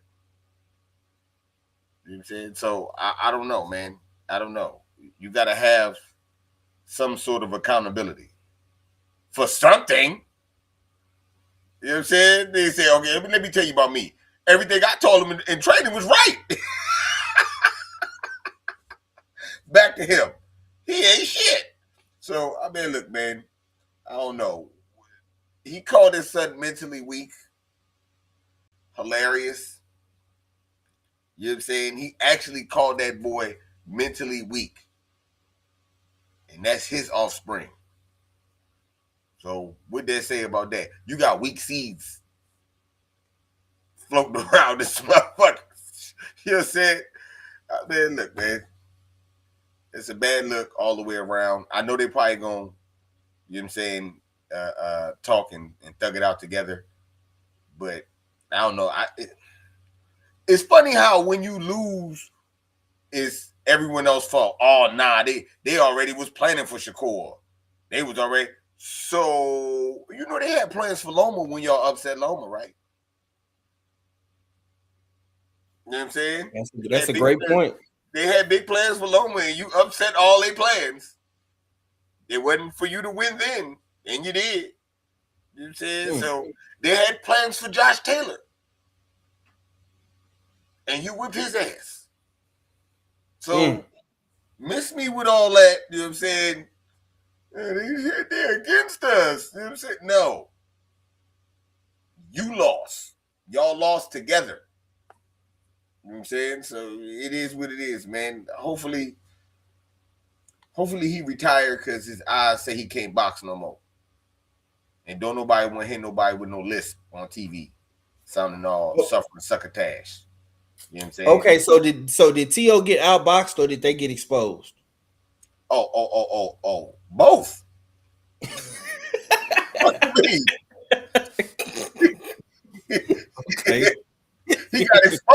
Because he can't box. Both. What kind of shit is that? You know what I'm saying? Yeah. Both of them. Man, salute to the homie Stop Motion MMA 3158. He say, I kind of feel bad for Teo. Why? What you feel bad for Teo for, bro? Don't feel bad for him. He put himself in this situation. Nah, fuck that. Don't feel bad for him. You know what I'm saying? He talked all that shit, said all that racist ass shit, him and his daddy. You know what I'm saying? Everything was cool when, you know, Teofimo was the man. Don't feel sorry for him. Hey, and I did want to say this because ain't nobody you ain't go. I know you're not gonna ask the question. I guess Shakur was the biggest monkey that wanted the banana. Because that's what he said, right? It depends on which biggest monkey wanted the banana first. Ha ha ha ha ha ha. Yeah. And the banana must be that brand new ring belt. You know what I'm saying? So, yeah, I just had to. Wait, my bad. I guess. I mean, hey, man, somebody got to get that motherfucker. You know what I'm saying? The homie say, what was the guy talking all that shit Friday night? Hey, man, shit changes. One, when you get your ass whooped, you get real humbled when you get your ass kicked, brother. You know what I'm saying? I don't know if you referring to Teofimo Senior, but that's who I'm gonna assume you talking about. You know what I'm saying? But yeah, that you know, that's what I got on that. Okay, Mac, did Teofimo get outboxed or exposed, man? And how do you feel about Senior?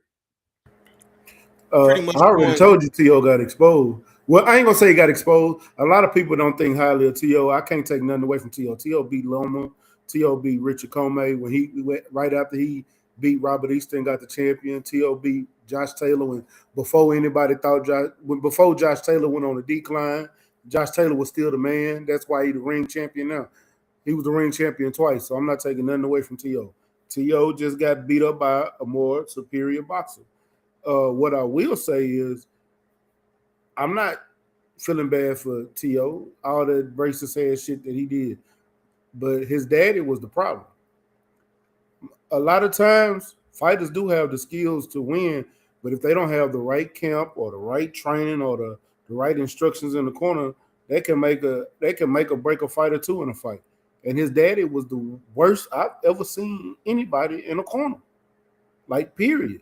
You didn't even give him any instructions to make adjustments.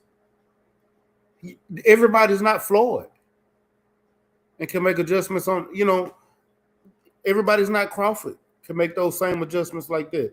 Some people need those instructions and know what to do. He didn't have that, and his father was straight up shit. And that's all I got on that. And yo, listening to Matt Cook make me hear KG voice. You know what I'm saying? Because at least Senior could have said, you know what you need to do. You know what you need to do. Go on there and do it. Nah, he didn't even say that shit. My bad. You gotta hit him, bro. Where's your powers, bro? When you hit him, bro, you gotta hit him again, bro. What are you doing? Come on, bro. Bro. Hey, man. Salute to my guy, man. Felix in the super chat. He said, "Happy B-Day 503. Core made me rethink how good T.O. is for real." Yeah, man, that's what great fighters do, man. They make good fighters look average. So I'm glad you're thinking like that, man. That's a good thought process to have. You know what I'm saying? But I think, listen, I'm gonna say this to you, Felix. I think T.O. is a good fighter, bro. I've been saying this. I've been saying this since we've been on live stream, bro. And all my brothers can attest to this. I've been saying Shakur was better than all these niggas in 2017, in 2018, in 2019, in 2020. When the Beltway first started, I've been saying Shakur was better than all these niggas. Me and Red didn't had hella arguments. Red to tell you. I'm telling Red, Shakur beat all these niggas. He beat Devin, he beat T.O., he beat Loma, he beat Tank. That's just what it is to me. You know what I'm saying? But great fighters, and listen, this was just Shakur's moment. You know what I'm saying? We seen Devin do the same shit to Brian Norman. Great fighters make good fighters look average. We seen Floyd do it his whole career. Great fighters just make niggas look average. It just that's just what it is, homie.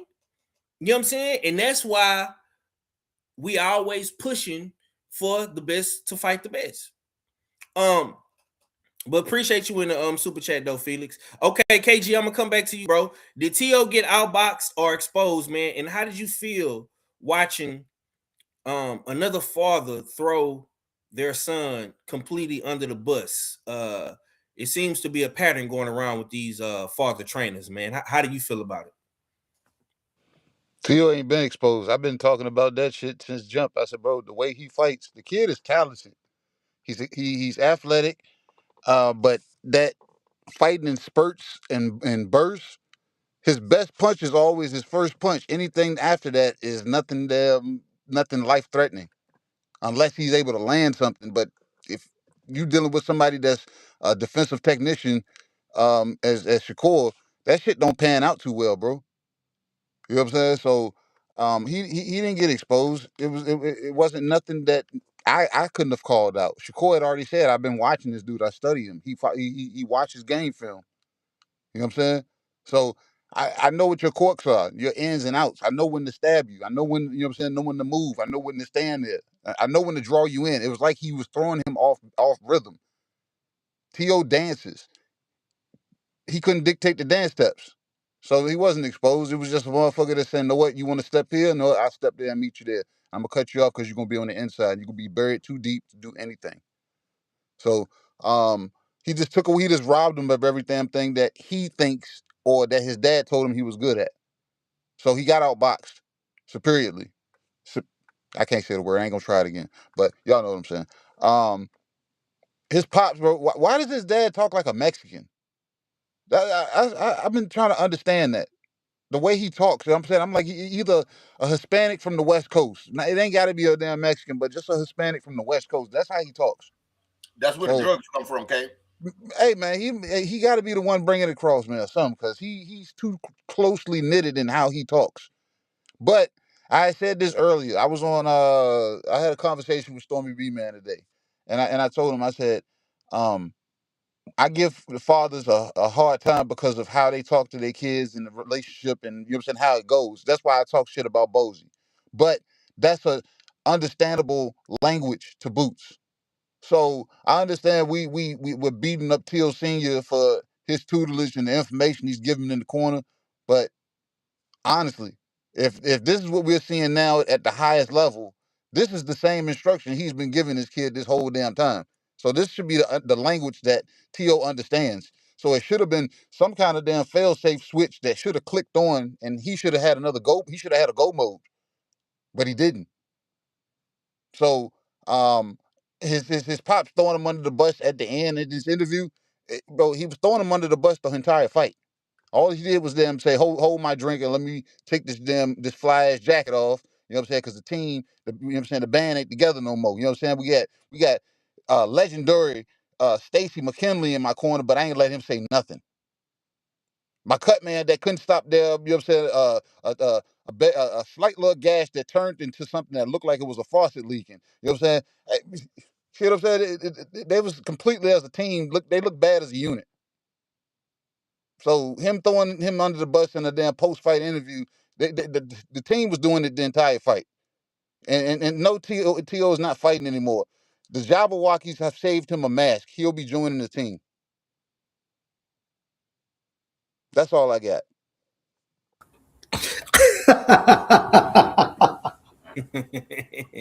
God damn, Hey, man. hey, Kay, can I ask you a question, Kay? Yeah, go ahead, bro. Do the Jabberwocky mask fit over the eyebrow? When it goes down. Oh, so he not Jabberwocky in the next couple of weeks. Yeah. So yeah, his job doesn't start until he's able to, you know what I'm saying, fit the uniform requirements. Okay. Yeah.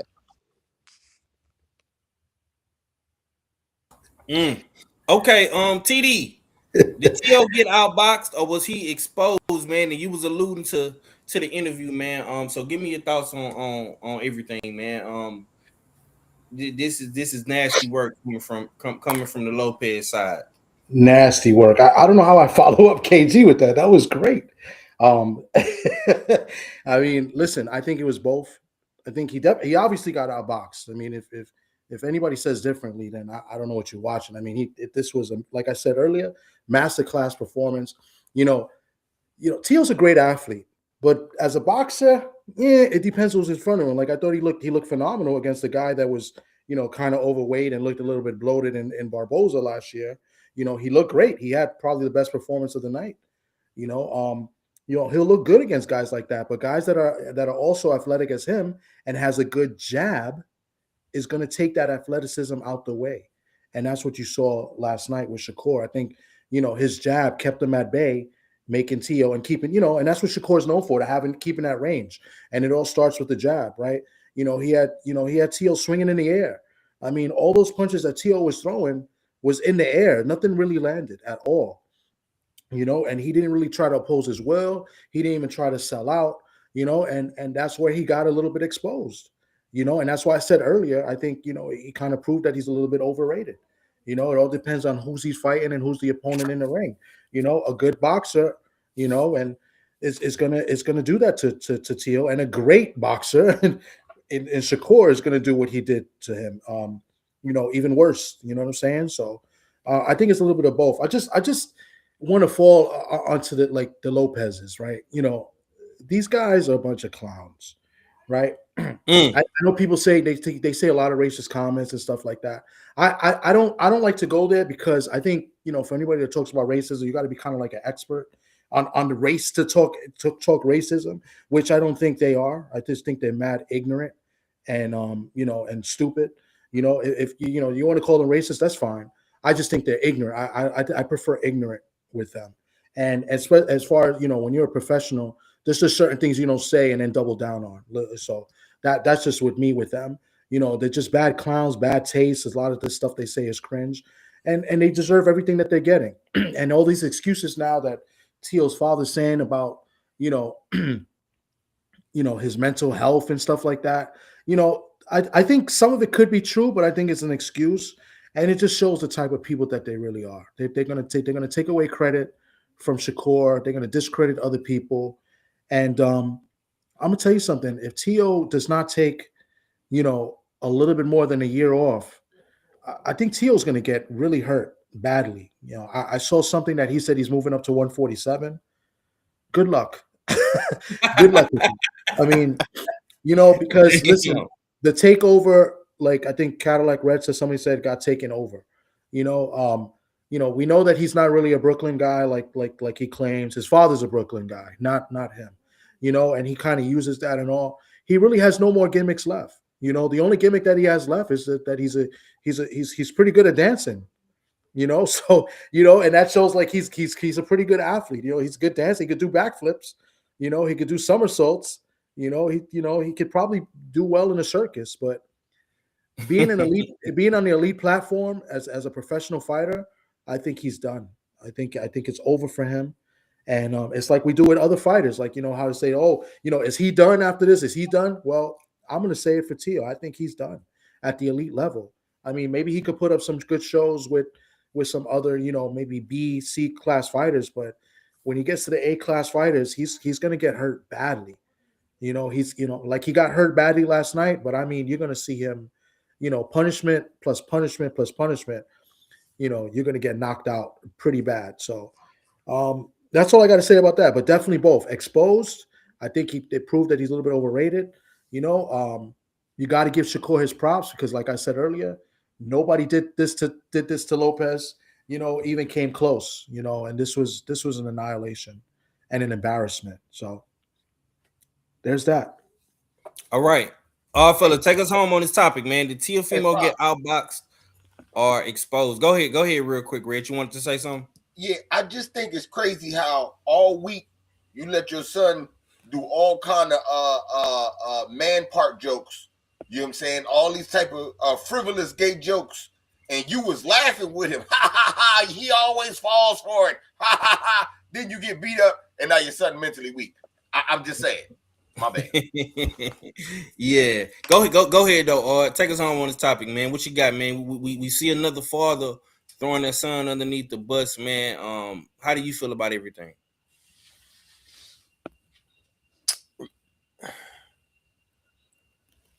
Yeah, he should have been throwing himself under the bus, really and truly. He's been a distraction for the whole lead up to the fight.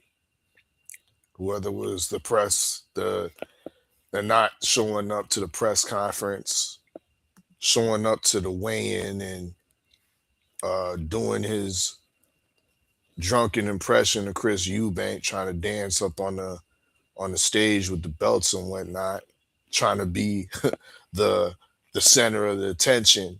You know what I mean? Even when T.O. was getting weighed, you know what I mean? He tried to be up in front of the camera and whatnot. So he was a major distraction and a liability. But as far as being exposed, I don't agree with that. I don't think T.O. was exposed. I thought T.O. was already exposed previously in performances against Sandor Martin, previously against performances against Jermaine Ortiz. Shakur Stevenson just built on those exposures and made Teofimo look pedestrian. See, against Sandor Martin, against Jermaine Ortiz, they weren't able to make T.O. look pedestrian. They were able to make for us to question if they won the fight. You know what I mean, it was definitely a competitive fight, but this was an absolute washing from Shakur Stevenson. This was an absolute boxing clinic. This was a no-hitter with 2 walks. You know, because it wasn't a perfect game. You know what I mean? That Shakur pitched, but it was a 2-hitter with 2. It was a no-hitter with 2 walks, because you could say those 2 walks were in the 8th round when he decided to put some man on the base and give T.O. Some time to shine a little bit while he took a break. He gave that round up. You know what I mean? Catch his second win, so to speak, before he commenced to lay down the breakdown in the 9th round and ongoing. But that was no exposure. It was just the excellent execution of a game plan from a master boxer in Shakur Stevenson, straight, simple, and plain. And it was so great. Now we got brothers on the panel questioning if T.O.'s even that good. T.O. looked pedestrian. T.O., we got TD, the crystal ball holder, predicting that T.O. is done. I don't believe that.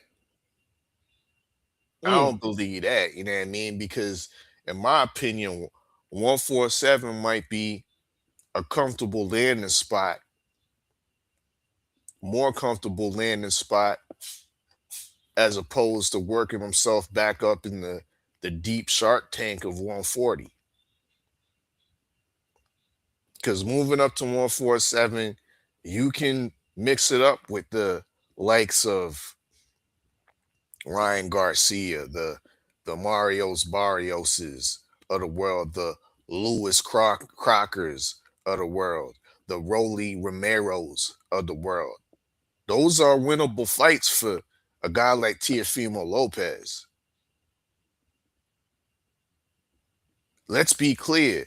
What we saw on Saturday night was only executed by a supreme master boxer, Shakur Stevenson. We saw the game plan utilized before from good boxers, and they weren't able to do that. So this might be just a anomaly, so to speak. Just because T.O. decides to move up to 147, we can't expect a good boxer like Lewis Crocker is going to be able to do the same thing. Exposure, no. Outboxed? Hell yeah. That's my take. All right, let's go ahead and run through this next question. Real quick. We ain't gotta be too long-winded on this. Is Shakur now pound for pound top 5? I'ma say yay. He's already in the usual suspect 6 pound for pound list. I believe Shakur. Awfully correct me if I'm wrong. I believe Shakur is like what 3, maybe 3 or 4, if I'm not mistaken. 4. 4 division. No, I'm saying Like where is on the he? usual suspect list. Yeah, where is he at on the pound for pound list? Let me check it. Let me check it out right now. Yeah, I was about to pull it up real quick just to make sure I'm accurate with what I'm saying. I think he's number 4. He might be 3 or 4. I don't think he's that high. I think he's like 5 or 6. Yeah, hold on. I got it right here. I should have pulled this shit up while y'all was talking. Give me 1 second. But overall, chat, do y'all think Shakur is He number 4. Yeah, number 4. That's what I thought. Yeah, Okay. I think he was number 4. Yeah. Yeah. Okay. So I'll ask y'all, man. With a performance like that, does the top pound for pound list is that validated? You know what I'm saying? Or maybe should he move up in the usual suspects top pound for pound list? We just released it. He did hit number 4. Devin Haney is number 5. We got Usyk at number 3. I think Inoue is 2 and Bam is number 1. You know what I'm saying? But yeah. So yeah, how do y'all feel about the pound for pound with Shakur? KG, I'll come back to you, man. How do you feel about it?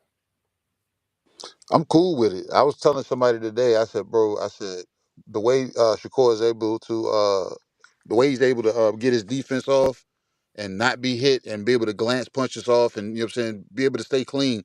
I said, if he had like that much more power pop into his hands, it'll be hard to say anybody beats him. You know what I'm saying? But everybody that's above him, you know what I'm saying, these guys can actually crack. You know what I'm saying? So I think right now his placement is cool. I got to see what the rest of this year looks like. Going, you know what I'm saying, for especially for Bam, because me holding Bam at a higher regard than I did previously. You know what I'm saying? So seeing what he does, and y'all already know how I feel about, you know what I'm saying, Monster New Way. And then Usyk just has Wilder, you know what I'm saying, on the plate. So, you know what I'm saying, Usyk is most 9 times out of 10, win, lose, or draw, is going to end up moving down on the list based off of everybody else's performances. So Shakur could move. So he's been pound for pound in my opinion. Okay, I come back to Dana Black. You know what I'm saying? He runs US6 on IG. You know what I'm saying? What say you? Is Shakur should he move up in the usual suspects pound for pound rankings? I mean, he sits at the number 4 spot right behind Dev. How do you feel about it? Well, for those of y'all that ain't familiar with ranking systems, all the sub members of the suspects, we come together and put together our lists and submit our individual lists. And those individual lists are then tallied up. And then we get the US6 pound for pound, as you see, the number 1, Jesse Bam Rodriguez. Should Shakur be moving up? Now, in my individual list 5, like I said earlier, I think there's an argument that I've been having with myself that he should be moved up. Now, re-reviewing this list, I see Usyk at number 3. I'm right here and right now, I'm ready to bump Usyk back because I haven't been too impressed with the level of activity that Usyk's been putting forth lately. I mean, we still don't have a set date, a confirmed date for his return. Inoue about to fight Nakatani coming up soon. And Shakur Stevenson seemed like he got plenty of options and will be back before the end of the year, if not twice. So, in my opinion, yeah, there's heavy credence for what he just did. Once again, he's a champion at 135, has a title at 135, moved up in weight and fought the lineal Ring Magazine champion Teofimo Lopez that has risen to the occasion against great opponents 2 times before. You know what I mean? And he absolutely washed that guy like no other. Like no other. So, due to his performance and the degree of separation that he's shown against another elite competitor, yeah, I believe that he should be bumped up and Usyk be moved down. That's my take. Okay, salute to my boy Big Money 100 in the building. He say that's a tough list. Yeah, man, you know we try our best to compose a great list that's, you know, catered to the masses, you know what I'm saying? And this is why I pose this question, you know what I'm saying? We ain't gonna be too long-winded on it. We ain't gonna speak, you know, forever and ever about it, you know what I'm saying? But you know, I'll just say this, man. It's gonna be hard not to move Shakur up. It's not, you know, rightfully so. It's gonna be hard not to move Dev up. You know, if Dev is moving in the right direction, it might be hard, you know, for Monster Inoue to stay where he's at. If he's you know, fighting Nakatani and he might fight Bam, you know what I'm saying? So yeah, man, you know, the list is definitely gonna be updated and changed. I agree 1,000% with what Art is saying because Usyk has been a little inactive, you know, and we definitely do not like inactivity. Speaking of inactivity, man, I'm gonna go to the guy that factors in inactivity as a big no-no on his side. I'm gonna let Red speak on this, man. Red, should Shakur move up on the pound for pound list? You know what I'm saying? Should he be, you know, top 3, top 2? You know what I'm saying? Overall, should he be a pound for pound fighter on everybody's list? I ask you that. Hell yeah. Shit. Shakur number 2 on mine. After last night, the demo that he put down. Oh my God. You know what I'm saying? Oh my God. It show why Tio was avoiding fighters. You know what I'm saying? It show why. And it make it even nastier because Tio thought he could pull up somebody. So for Shakur to come, like I said, man, to come up and fight the person that's considered that guy and put the demo down like that, man, look, man. Number 2 in my book. I know he ain't never went undisputed, but the red factor say the demo he put down, I gotta go against my own shit. The ass he put down. We'll turn a blind eye, or it weighs more in those sections. Cause I mean, damn. You know what I'm saying? I mean, come on, man. The boy can't wear the Jabberwocky mask. That's what KG just told me. He gotta retire from Jabberwockying for a couple weeks. Man, look, man. Yeah. Shout out, man. Shout out to Shakur. Number 2 on the pound for pound. You know what I'm saying? On my list. Okay. So in the next fight, real quick to give everybody an update of what's going on with Zuffa. Our boy Jaleel Hackett is fighting. Once again, big ups to Zuffa for giving these young boys, you know what I'm saying, opportunities. I just seen my boy Oscar Perez in there, you know what I'm saying. I don't know if he got the nod because that was a damn good fight that we just saw between him and his opponent.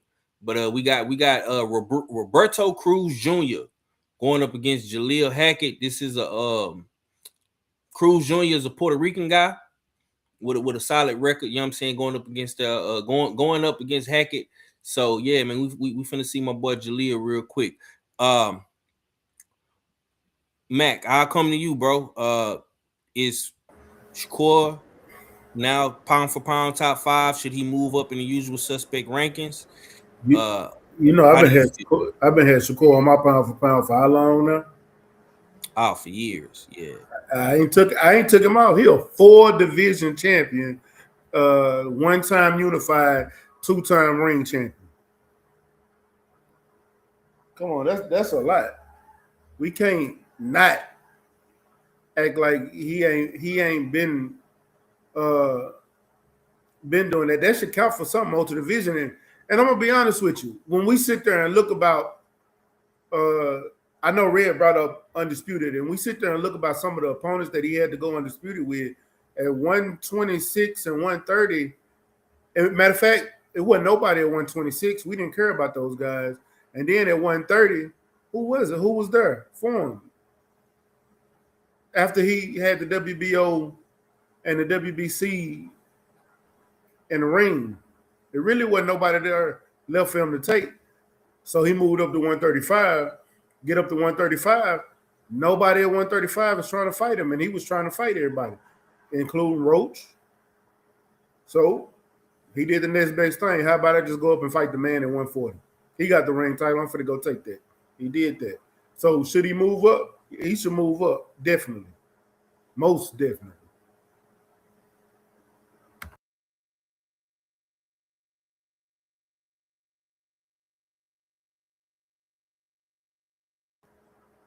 Hello? My bad, y'all. I'm on mute talking like a motherfucker. Tommy, how do you feel, man? Is Shakur now pound for pound top 5? Absolutely. You know what I learned today?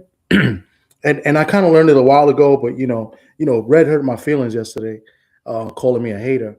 Is that I learned I learned that me and Red pretty much agree on a lot of things, except maybe a couple different things. And I agree, and I don't know who else agrees, like the inactivity. I think inactivity and activity matter as far as the pound for pound, because if you're not performing and if you're not fighting, then you're not able to show your skills. You're not able to show us that you are a top fighter. You know what I'm saying? So, Usyk has to take a step back. He hasn't been active. It's going to be over a year now that he hasn't fought, or close to it. And I think activity matters. I think Shakur has been more active too. I think he fought twice last year. He already starting off fighting early this year. It's an opportunity for him to fight maybe 3 times this year, which would be great. I'm all for activity and fighters fighting, at least 2 to 3 times a year, man. I'm for it, especially the top guys. With the money situation and these guys overpricing themselves, it's tough, and that's why we're not getting the best fight the best sometimes, because they're asking for too much. And, people take a long time off. That's one of my main problems with like Richardson Hitchens, who I think is phenomenal inside the ring. I think he's a knucklehead outside the ring, but, inactivity, you know what I'm saying? And now he's fighting a second fight in a row that I don't think deserves a title shot. But that's, a different story. But I just wanted to point that out, with Red calling me a hater, that we actually agree on a lot of things. So, but whatever. It's all water underneath the bridge, right, Red? But yeah, of course we all the time, unless you hating. When you start hating, I gotta say, whoa there, buddy. yeah. Red got a way of doing that shit. So, I'm saying. But I think Shakur is top 3. I think Shakur is top 3. Now, what we don't agree on is I think Red does not like Monster Inoue. I like Monster Inoue. So, and I think Inoue deserves to be in the top 3. So, whichever way anybody wants to rank the top 3 right now, after what we saw last night, you got to have Dev, Shakur, and Inoue as top 3. I don't know how anybody else can fit in that top 3 right now. After the 3, then whatever you want to put, I guess you want to put Bam, you want to put Benavidez, you want to put, Bivol and Beterbiev, 2 other examples of guys that haven't been active as well. So I don't do pound for pound lists. I could just tell you who I think should be at least in the top 5. based off activity and based on performance, obviously performance as well. So I think those are my top three, and I have no problem with what anybody says as far as who's number 1, 2, or 3. If you guys ask me, gun to my head, I'd put Dev. I think I got Dev, then Shakur, and then Inoue. And I'm a big Inoue guy, so that would be my thing. But he's definitely top 5 pound for pound. Okay. Yeah, man. Yeah, man. My boy Oscar Perez lost, man. Yeah, these Zuffa fights, man. Some of these shits is close matchmaking. You know what I'm saying? It looked like the guy who Jaleel is fighting right now, Cruz Jr. He don't look like no slouch neither. He gives Jaleel some Smizoke in his first round. Jaleel looking like he filling out that new middleweight Zuffa class pretty good. You know what I'm saying? So yeah, I'm fucking with it. KG, did I come to you, bro? I came to you, right, bro? Yeah. Okay. All right, let's move on. Let's move on. I just want to make sure I ain't skip over nobody. All right. Keyshawn Davis, man, got a amazing knockout in round 12 last night of the Jermaine Ortiz fight. Man, stopped Jermaine Ortiz with a body shot, a left hook to the body. Yeah, man, made that boy bend it the knee. And I asked this, man, is Keyshawn ready for position, and who should he fight next? I don't know if people consider Ortiz to be a top 10 opponent. You know what I'm saying? Depending on who you ask, I don't know.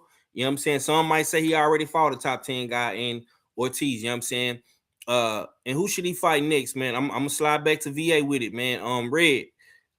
Based off what you saw last night, man, is Keyshawn ready for top 10 opposition? And who would you want to see him fight next? I know you heard him call out Devin Haney. What's your thoughts, bro?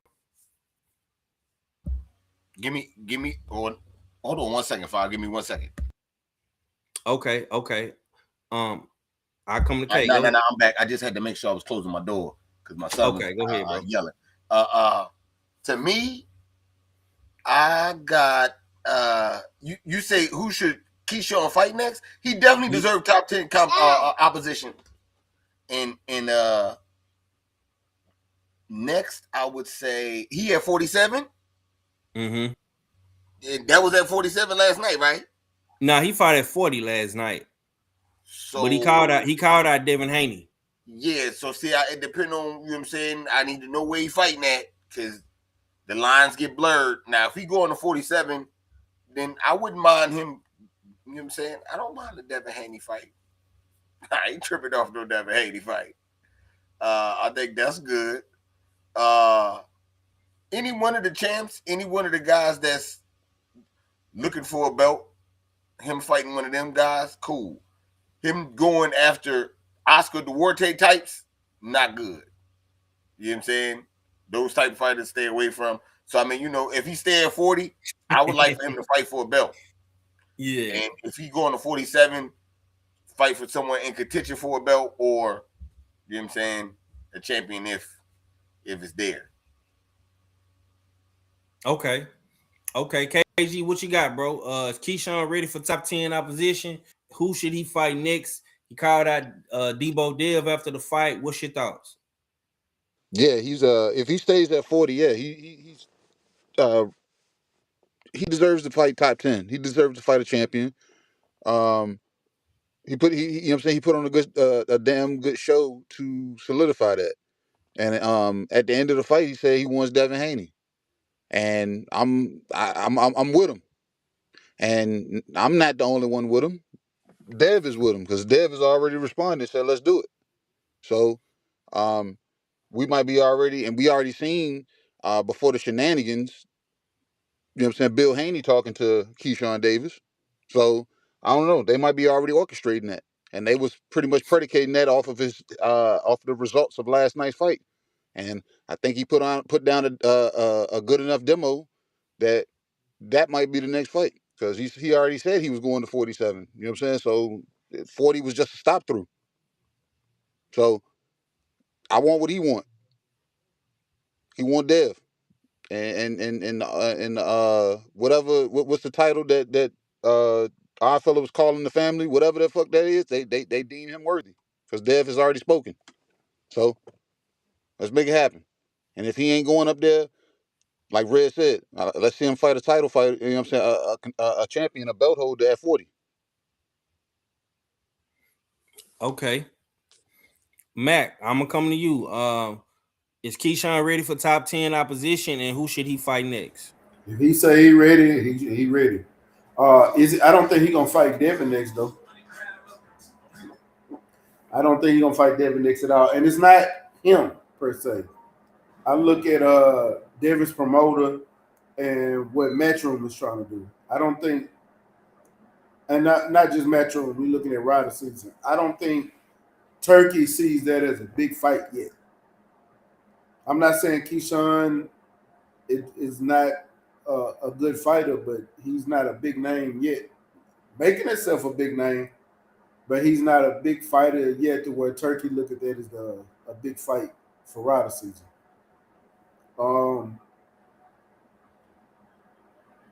But where do I see Keyshawn next? I don't know.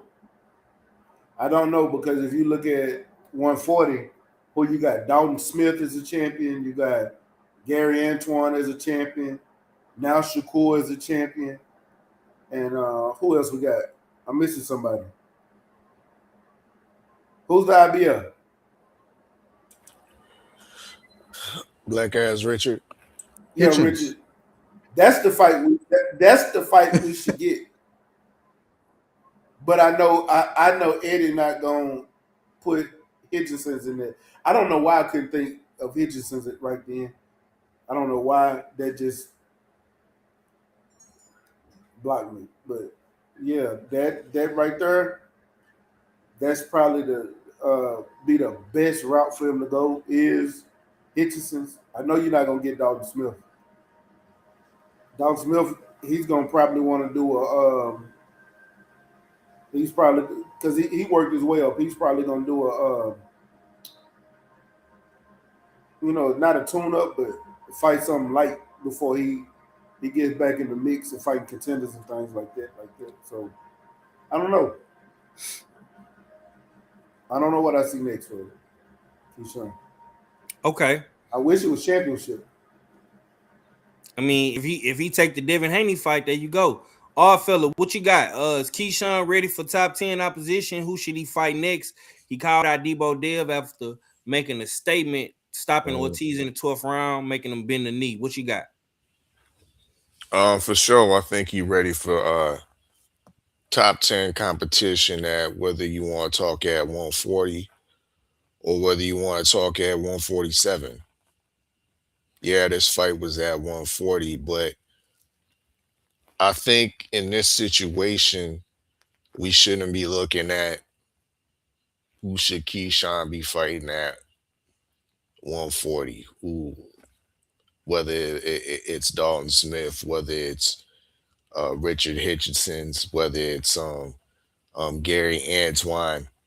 I think the bigger picture, because when you talk about Keyshawn Davis, the businessman, you also have to bring up OG Turkey Johnson that's backing him. That we can't forget who the original co-main event was on this card. It was none other than Africa, Richard Hitchinson's.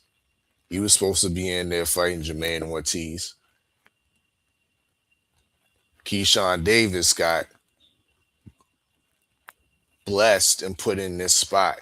21,000 people, they're saying, showed up to in a sellout in the MSG.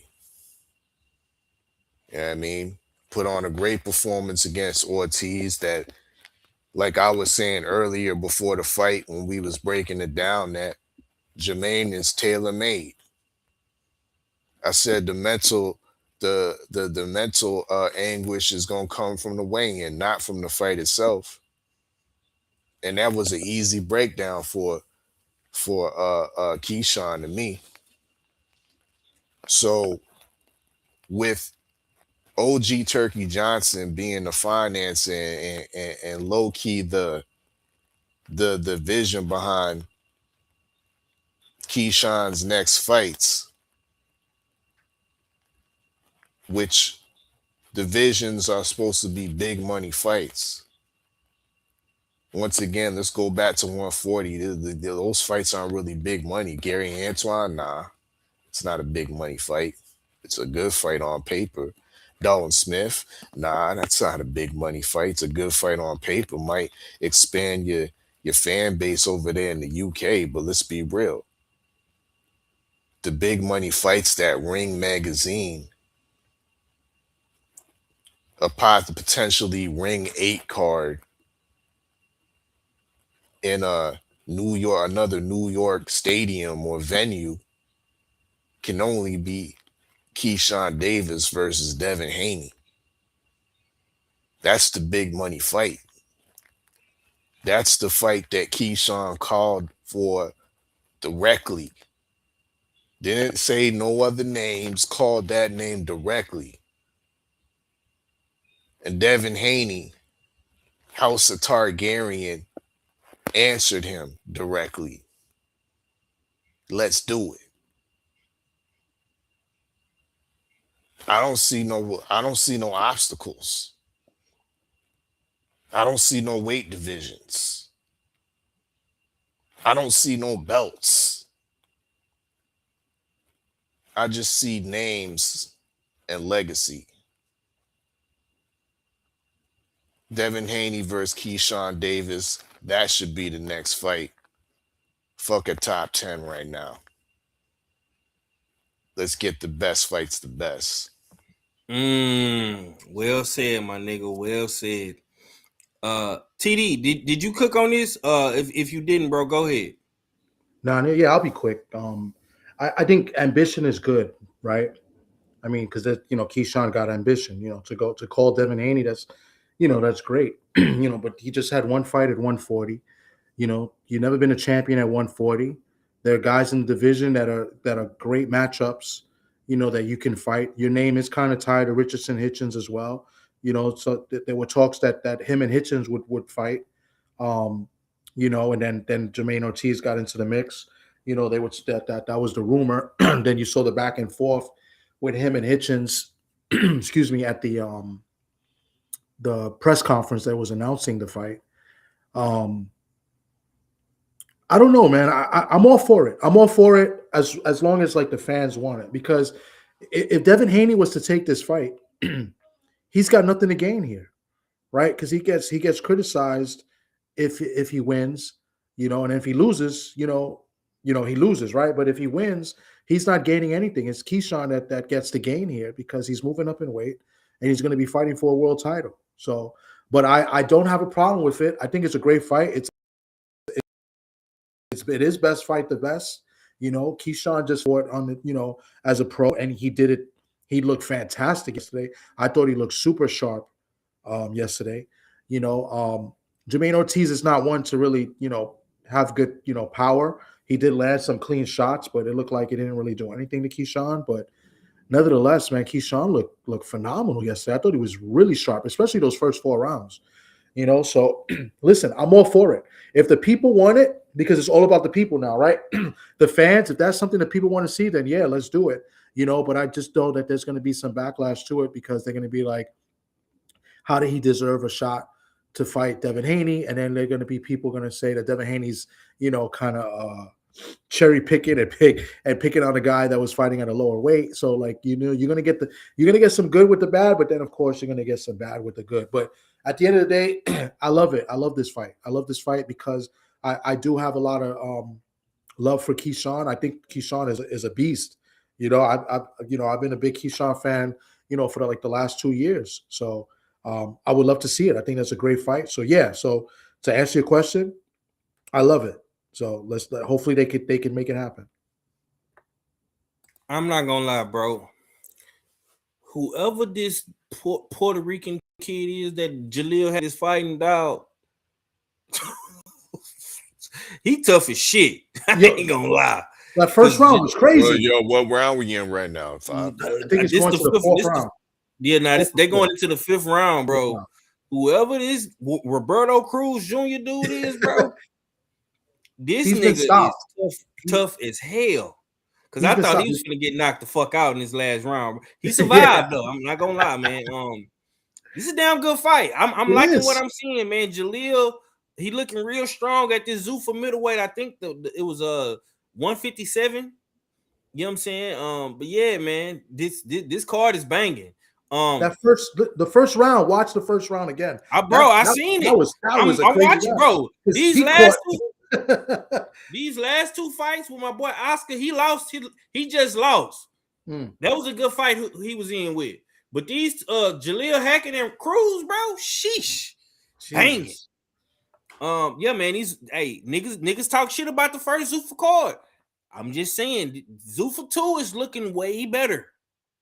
I have not been not entertained since I've been doing the show, and like I said, I do want to apologize for doing while the fight is on right now, but I came in a little late. But man, I am not disappointed watching this card, bro.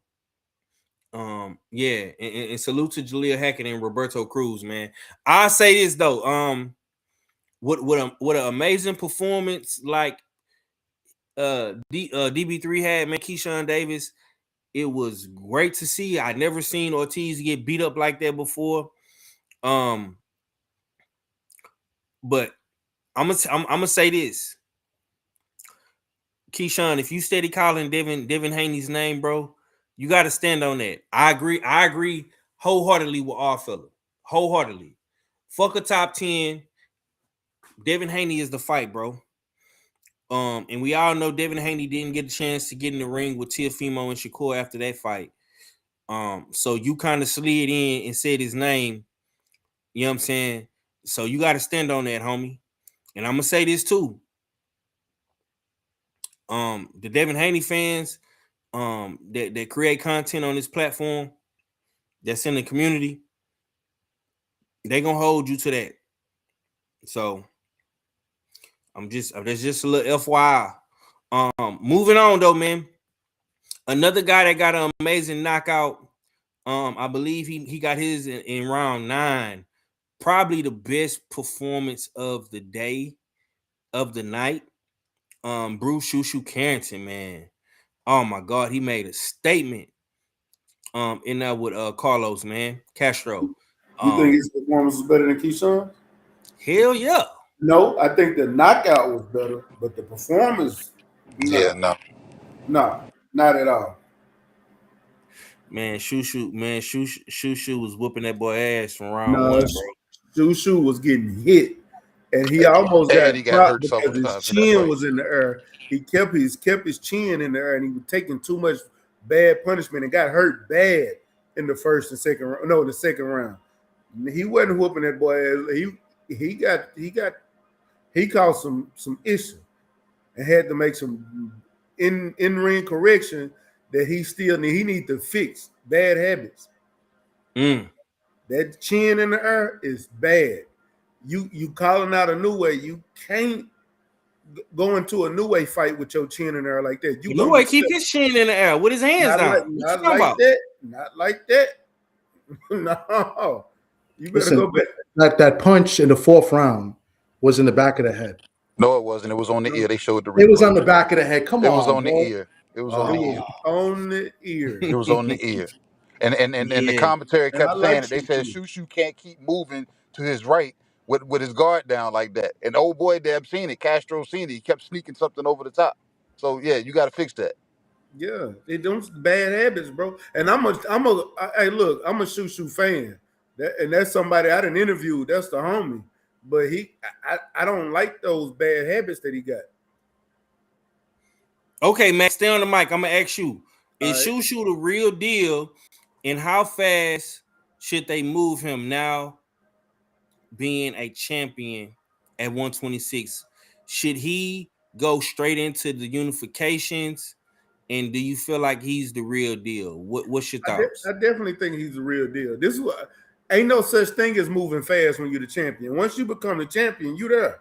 Where else is there for you to go? If you, as a prospect, moving fast and moving slow. That's when you. No, I'm saying as far as moving up another weight, unifying, that sort of thing. Yeah. I think he need to unify. Okay. I think he need to take over that division, build your name up. You will hear it tomorrow when the AP drop. But I stood on the island by myself and said that Shu Shu need to headline his own card next.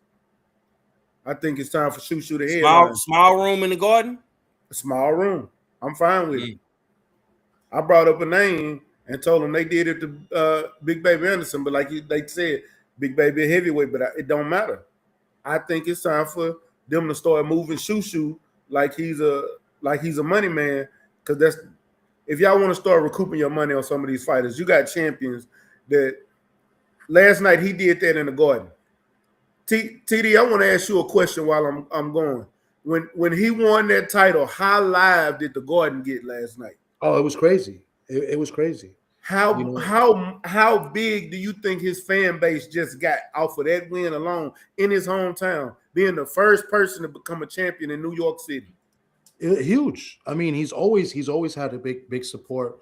It was the first time he got to be in fight in a big room too. So it was great. I mean, it was. I agree. Yeah, for something like that, that makes me want him to headline. That's what I think he should be doing right now. Even if it's not a unification, him stepping up to be a headliner for his own fight card, I think that right there alone is big and huge enough. That's what I want to see next from Shu Shu. And I'm a big Shu Shu fan, but I really want him to correct the mistakes he got. I'm gonna say this. I'm gonna say this real quick. We have Nick Ball and Figueroa fighting next week, and I believe Nick Ball has the WBA at 126. Yeah, Shu Shu should get the winner of that fight. Well, that's what I was gonna say. So when I saw him after, he said he I don't know if he knows that he's fighting Figueroa, but unless he assumes that Nick Ball's gonna win, but he says Nick Ball is next. That's what he told us in the hotel. So that's perfect, bro. That's perfect, and that's two names he could headline that. And to be honest with you, I'm gonna tell you the straight truth. No, Matt. He will be the B side in that joint. Hold on, you didn't let me get it out. Go ahead, bro. I wasn't saying A side or B side. I'm saying that's a headline fight.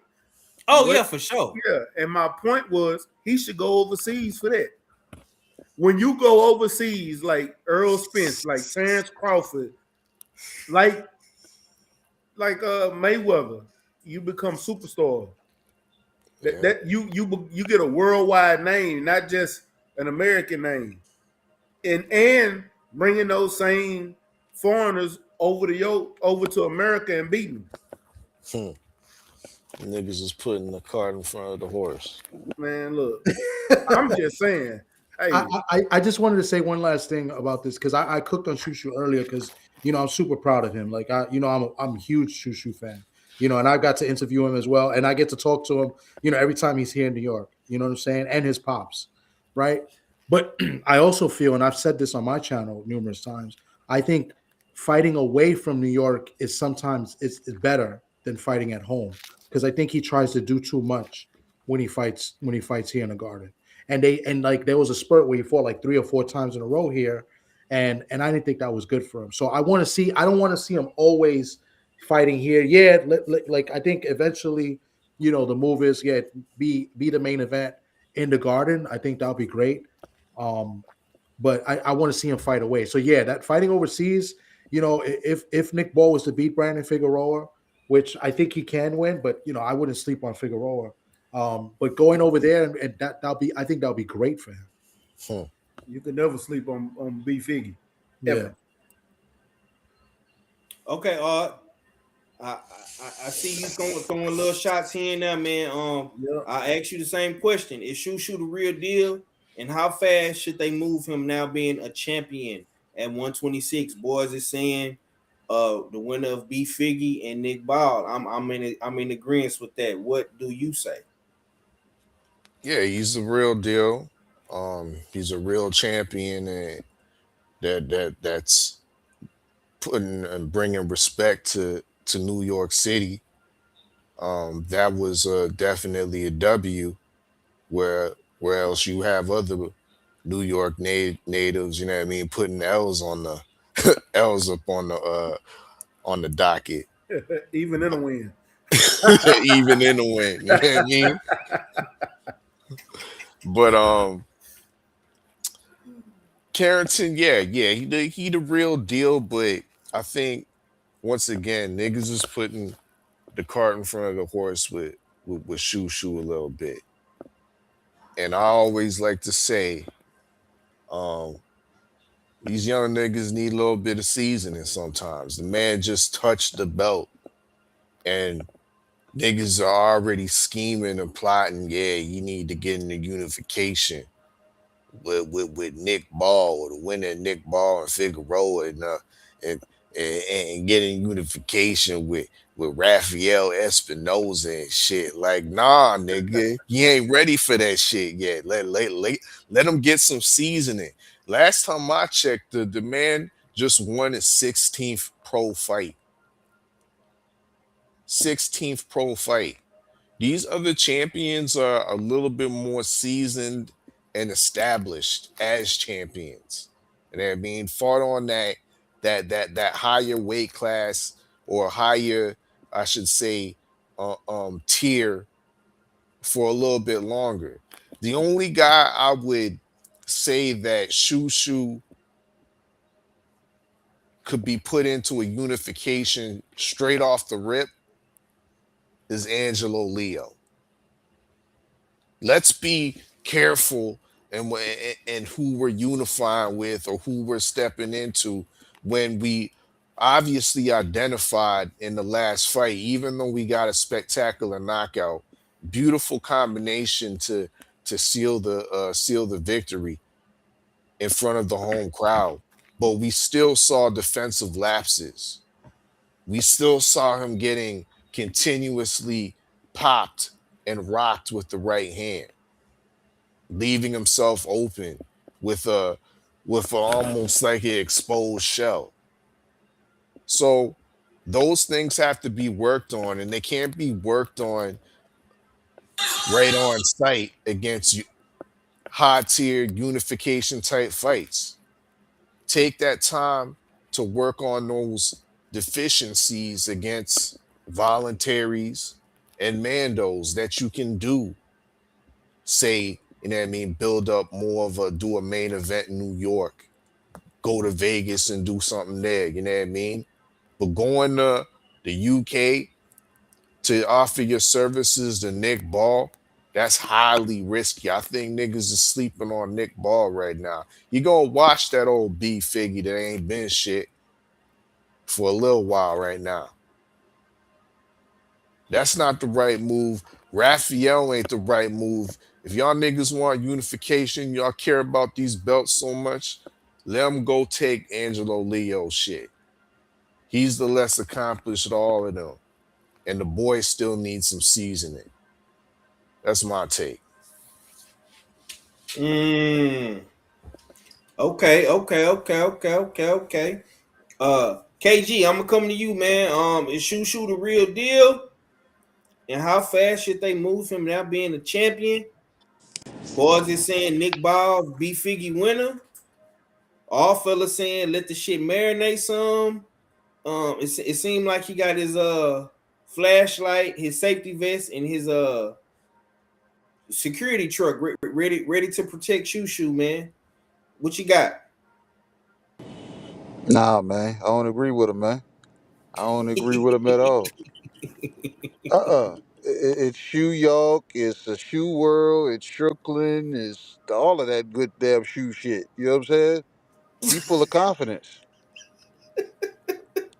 He full of confidence, baby. Let Shoe Shoe there be Shoe Shoe, baby. You know what I'm saying? He, let, You ain't shit. You ain't shit. That's yeah, all I let got. Shoe Shoe be Shoe Shoe. You know what I'm saying? And I say that because we talk about people being and standing on and maintaining the same energy. This the same energy Keyshawn Davis was on. Don't move him. Don't slow walk him. Move him accordingly the way he wants to be moved.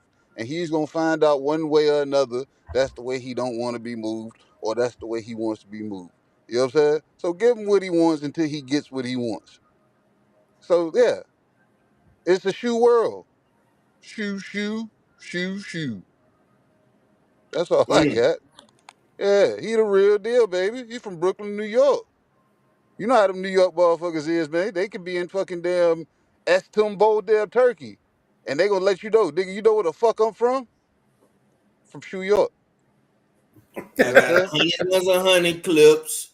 I'm Yeah. from New Yeah, York. give him what he wants. The boy Yeah. said he wants the world. Give it to him, and he gonna find out that you can't just get the world. The moon and the stars and the rest of the planets coming with it.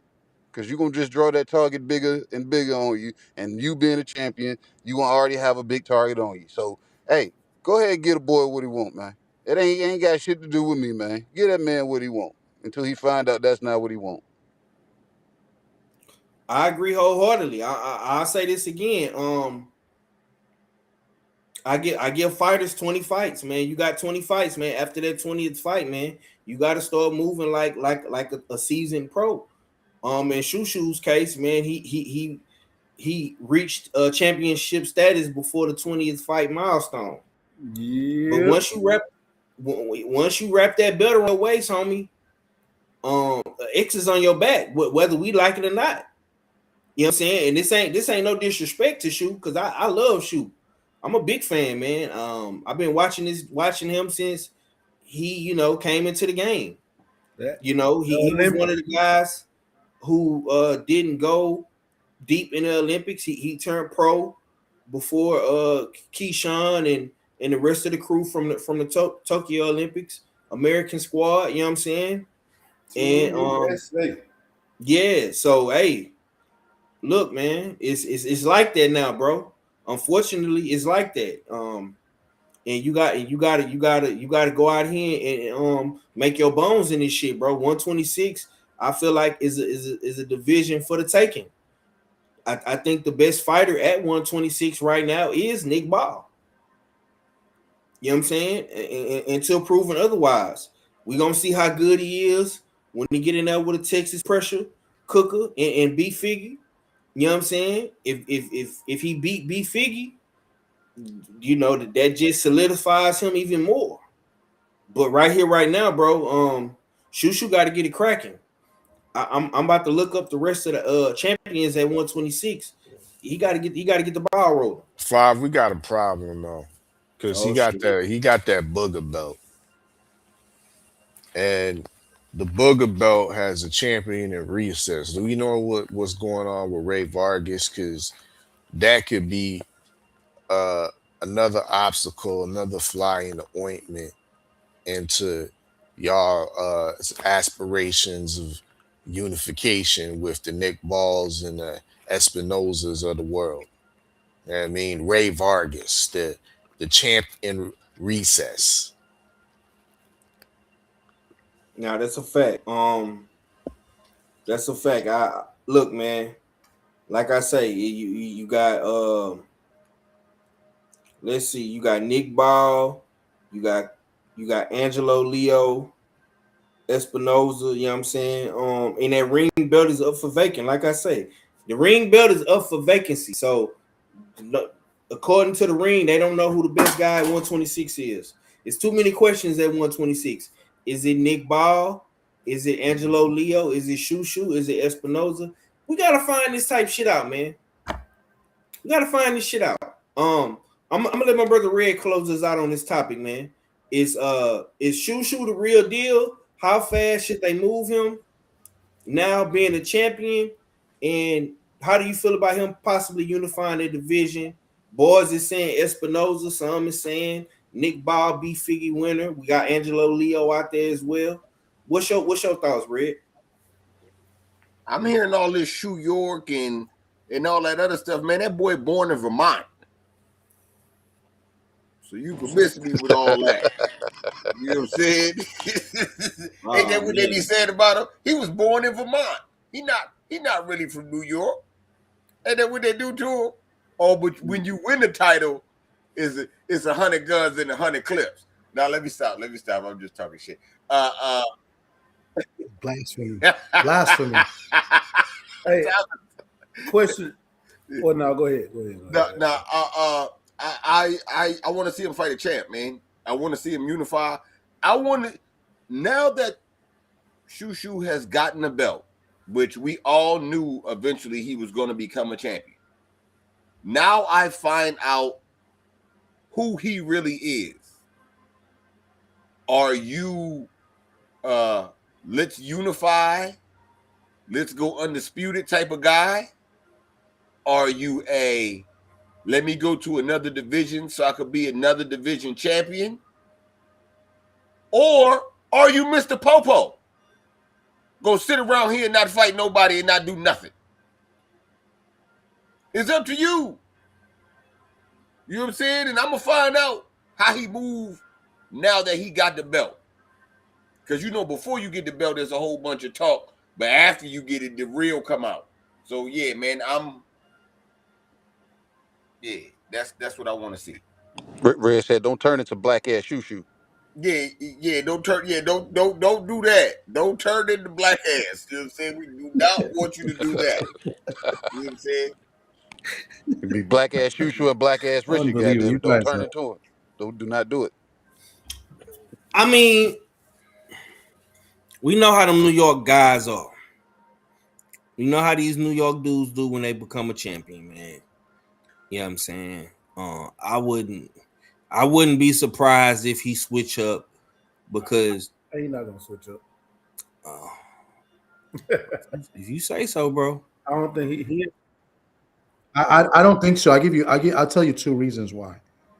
You know, one, he's been calling for the smoke for a while now, right? And I think and he's an ambassador for Turkey now. I guess he's the ambassador of the ring. You know, even though he's a top ranked fighter, but I think top rank is pretty much going to be irrelevant soon. So I think him being part of ring, he's going to get the fights that he wants. And two, he's from New York, born and raised and grew up in New York, but he got away from all of that. He lives out in Vegas now. So I think that's another huge factor. He's, so those two things are going to, combine. It's much different from the other champion in Hitchens, who has Eddie Hearn and, always faking jabs, you know what I'm saying? So I don't think Shu Shu moves that way. I think Shu Shu wants to test himself and he wants the best, and he holds a lot of things with him, like with the passing of his brother, he had to, go through that. And the fact that, the COVID happened during the Olympics, like he really wanted to be in the Olympics and COVID cut it short. So, I think he does want to smoke. He wants it now. I mean, he's like 28 years old now. You know what I'm saying? So, yeah, 17 fights. So, yeah. So I don't think you're going to see that. I mean, we don't know, but like I said, he said Nick Ball. Ray Vargas ain't coming back. We'll see. Hey, the guy that just spoke, I bet you 100%. The way he was talking about Shu Shu, 100% he got a New York Yankee hat. My bad. And a badge and a flashlight and a fucking whistle.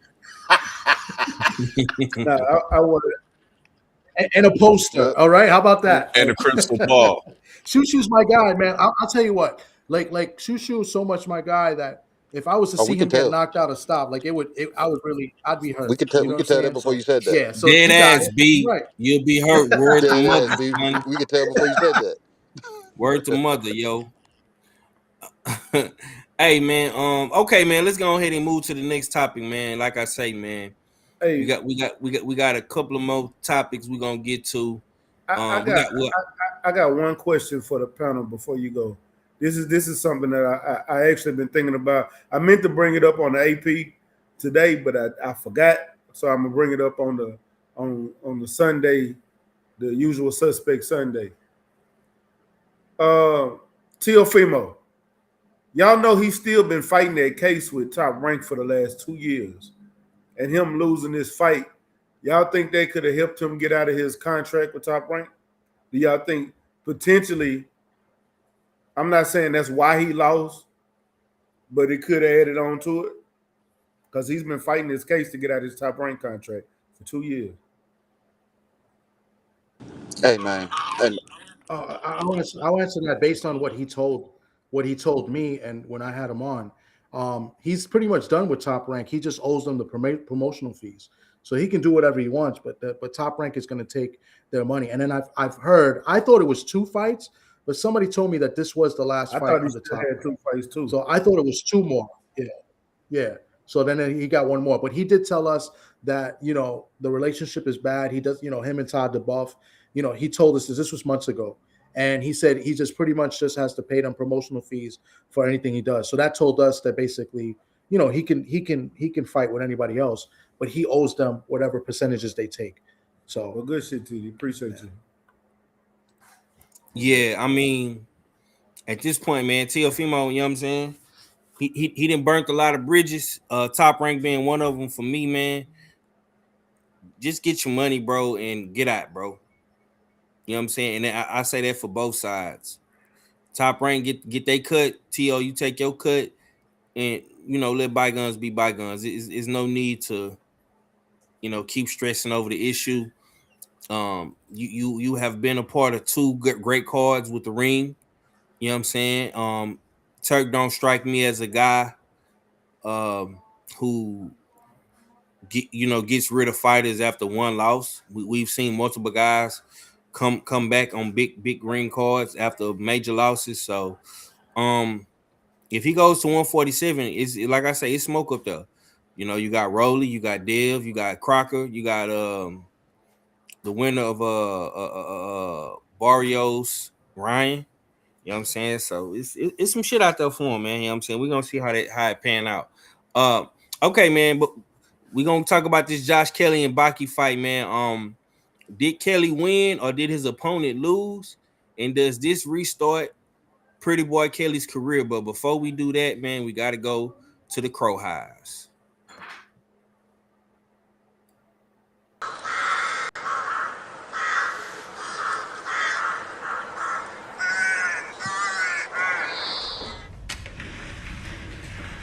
What is this? A crow. What is in it? Vitamins and minerals. Everything the body needs. Do you realize how difficult it is to get a hold of a prime cut like that out here? Flashback. The crow. The crow. The crow. The crow. The crow. The crow.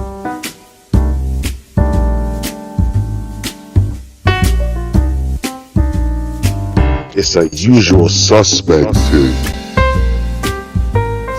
Shut the fuck up and eat that shit. Can't we resolve this conflict without anger? Oh, that's nasty. All right. I fuck with that Crow video. I fuck with that Crow video.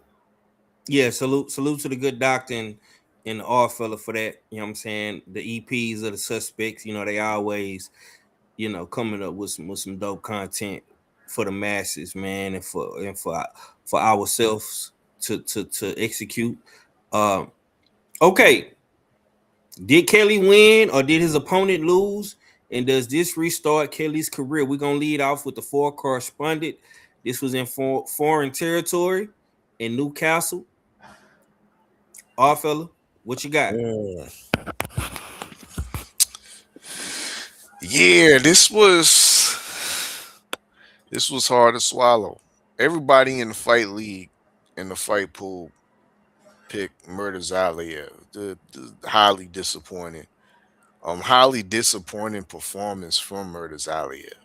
But I did predict that this could happen. That Kelly could look great early on. He has all the boxing skills. He has all the footwork, lateral movement, the ability to stop on the dime and pop shot. He has all that. The question was, would he be able to endure that and do that for 12 rounds? Now, I think he got presented with some home cooking, definitely. The ref was on his side. There was knockdowns that weren't called.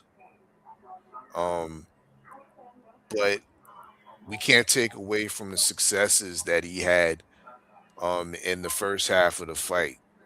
Murder Zaliev, the so-called boogeyman that I myself was calling B Murder, did not look like a killer in there. I mean, he was getting thoroughly outboxed. And it shows that any boxer that has lateral movement and it's able to utilize the jab on the move, you can easily outbox this guy. And that's what Kelly literally won the fight on from the judges. That was enough. He squeaked it out. He got knocked down heavily later in the fight. And once again, there was probably 2 other instances where there should have been knockdowns that should have been called that weren't called. They were ruled as slips. So that's on Murtazaliev to me. You know what I mean? He started too late. You know what I mean? And he didn't get that execute that perfect combination. He didn't go to the body enough in the later rounds to get the conclusive stoppage. Didn't do that. You would have effectively the B side over there in Newcastle, and you got B side treatment. They took your belt and they gave you your first L, and they gave us a whole lot of crow. It is what it is. It is what it is.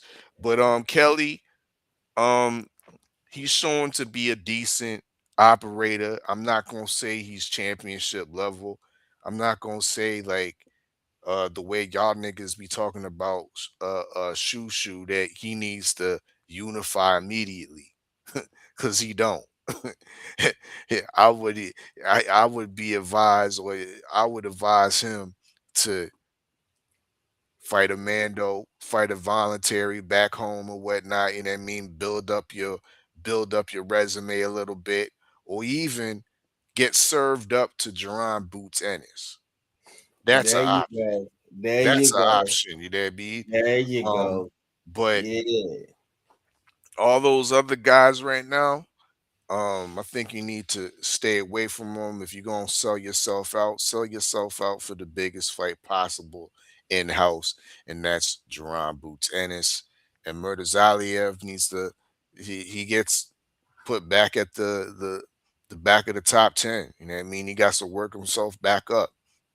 The boogeyman tag has now been released from his sleeve. He no longer has that badge no more. All right. Red, I'll come to you, man. Did Kelly win or did his opponent lose? Does this restart Kelly's career? And how do you feel about Boots swooping in and getting that fight? Boots was alluding that they got some news popping off sometime this week. You know what I'm saying? What's your thoughts, man, on this upset from pretty boy Josh Kelly? I lost. I don't know about Baki. I lost. I had the win in my hand. I was in the backstage talking shit, telling everybody how Josh Kelly about to whip this boy ass and how I picked him. You know what the commissioner said? Oh, Red, you picked him? I'll change it for you right now. We don't even need a vote.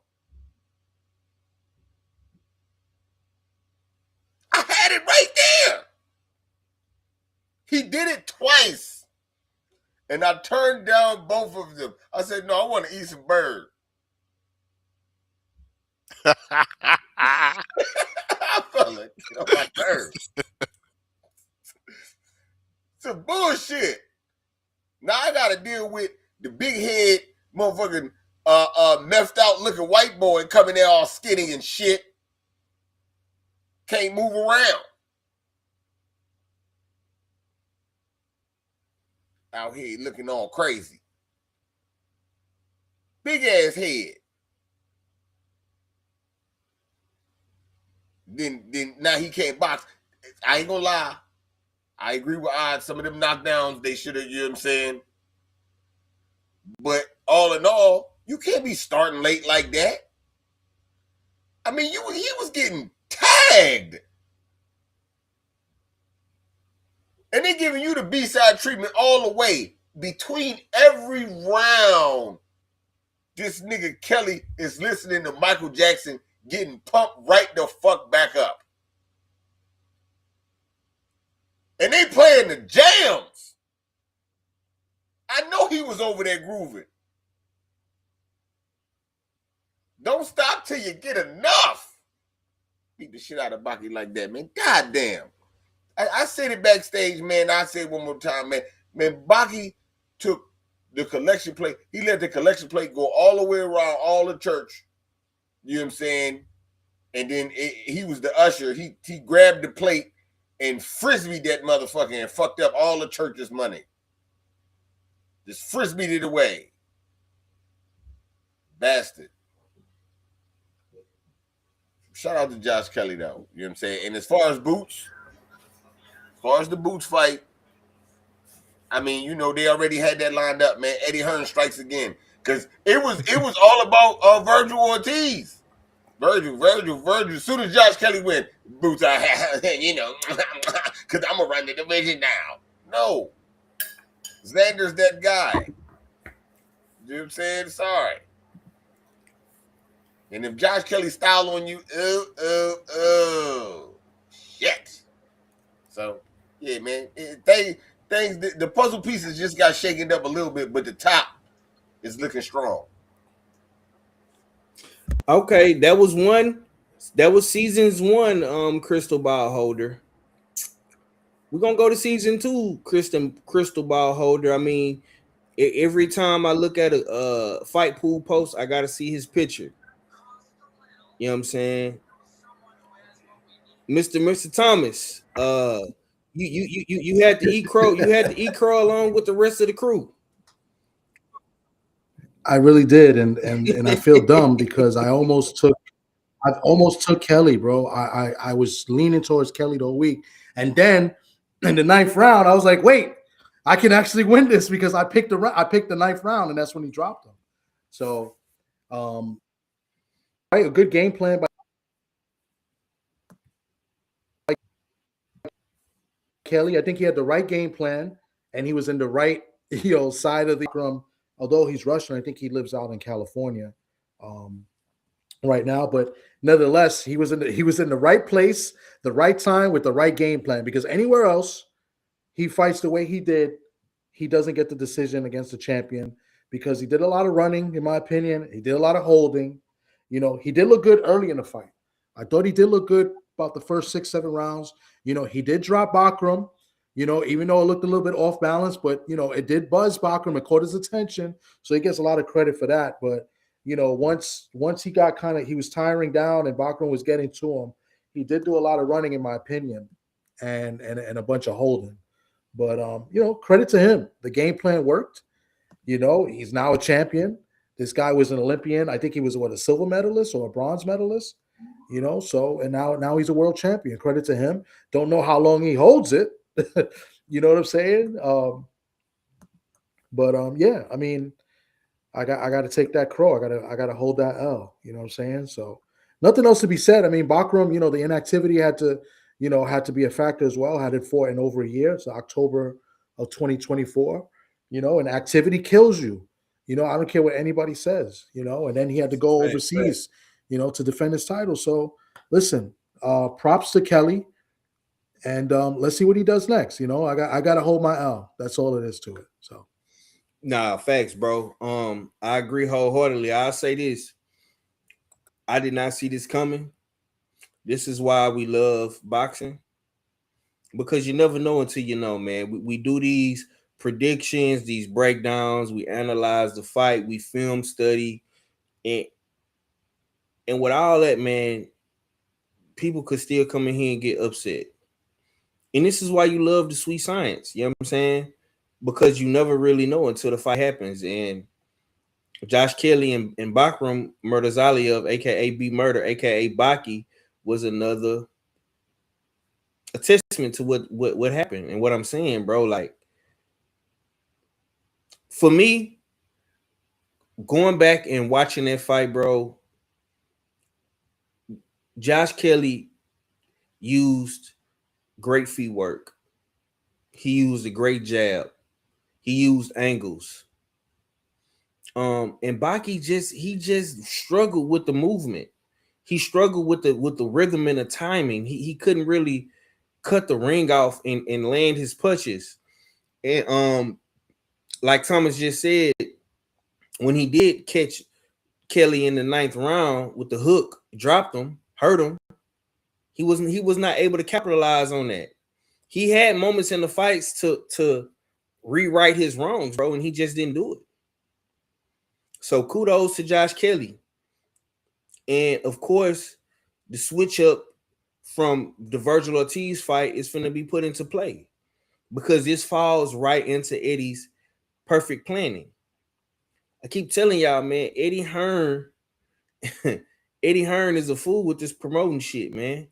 You got to give him some type of credit, man. The boy be moving these fighters real slick. You know what I'm saying? You got to pay attention to what he be doing. You know what I'm saying? So salute to Josh Kelly. You got the upset, man. You hold the title. I don't know how long that title is going to be in your hands. I don't know if Eddie is going to milk the belt over there in the UK, or is he going to put you in there against Bruce Ennis? Or do you want to be really like that and unify with Xander Zayas? He's available right now too, and we're going to talk about Xander in the next topic. Mac, I'm going to come to you, man. How do you feel about this fight, man? Did Kelly win, or did his opponent lose? And does this restart Kelly's career, man? How do you feel about one of your favorite divisions at 154 right now? Neither. They cheated Baki, and I'm gonna tell you why. Baki dropped him, I know, 4 times. I said 5, but you can count one of them as a slip. But he dropped him 4 times. Give him those drops like you supposed to, and he won that fight. Like, it's not even up for discussion. That punch to the abdomen and he fell straight back, is that not a knockout? I mean, a knockdown. The ref said it was a slip, Matt. That's the one I was questioning. You can't slip if you getting punched and falling back. He punched him I in don't the care stomach. what the ref said. I agree. I'm just saying the nigga said slip, no knockdown. That's what he said. Every time he fell, he got hit. That's considered a knockdown. I get what they said, but if you get hit and fall, I don't care if you lost balance or what. If you get hit and you fell after you got hit, that is considered a knockdown. And they cheated him. But I'm going to tell you, from the jump, the fix was already in. They fighting in the UK. Josh Kelly's hometown. It's a Eddie Hearn DAZN and Matchroom card.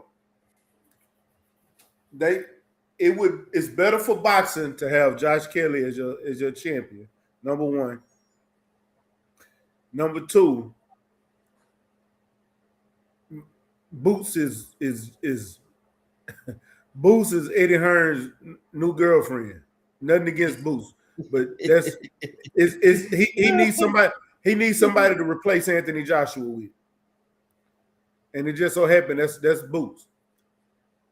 So right before this fight, he signed Josh Kelly to a multi-fight deal. Right before this fight, not, you know what I'm saying, and part of that deal was to fight Boots next. So that was win, lose, or draw. He was going to fight Boots next. They already had it written. It is what it is. Man. So Baki wasn't going to win this fight. Yeah, I mean, if he would have did what we predicted and got the knockout, then we would be saying something different. But Josh Kelly did what he had to do, man. He survived be murdered. I ain't mad at him. You know what I'm saying? I can't be mad at him. Yeah. KG, what you got, big bro? Did Kelly win or did his opponent lose? Does this restart Kelly's career? What say you, good doctor? I still don't know who Josh Kelly is. You know what I'm saying? I ain't even gonna pump fake. You didn't see that motherfucker put B murder on his ass, man, with that jab? I seen that dude on the ground a lot. You know what I'm saying?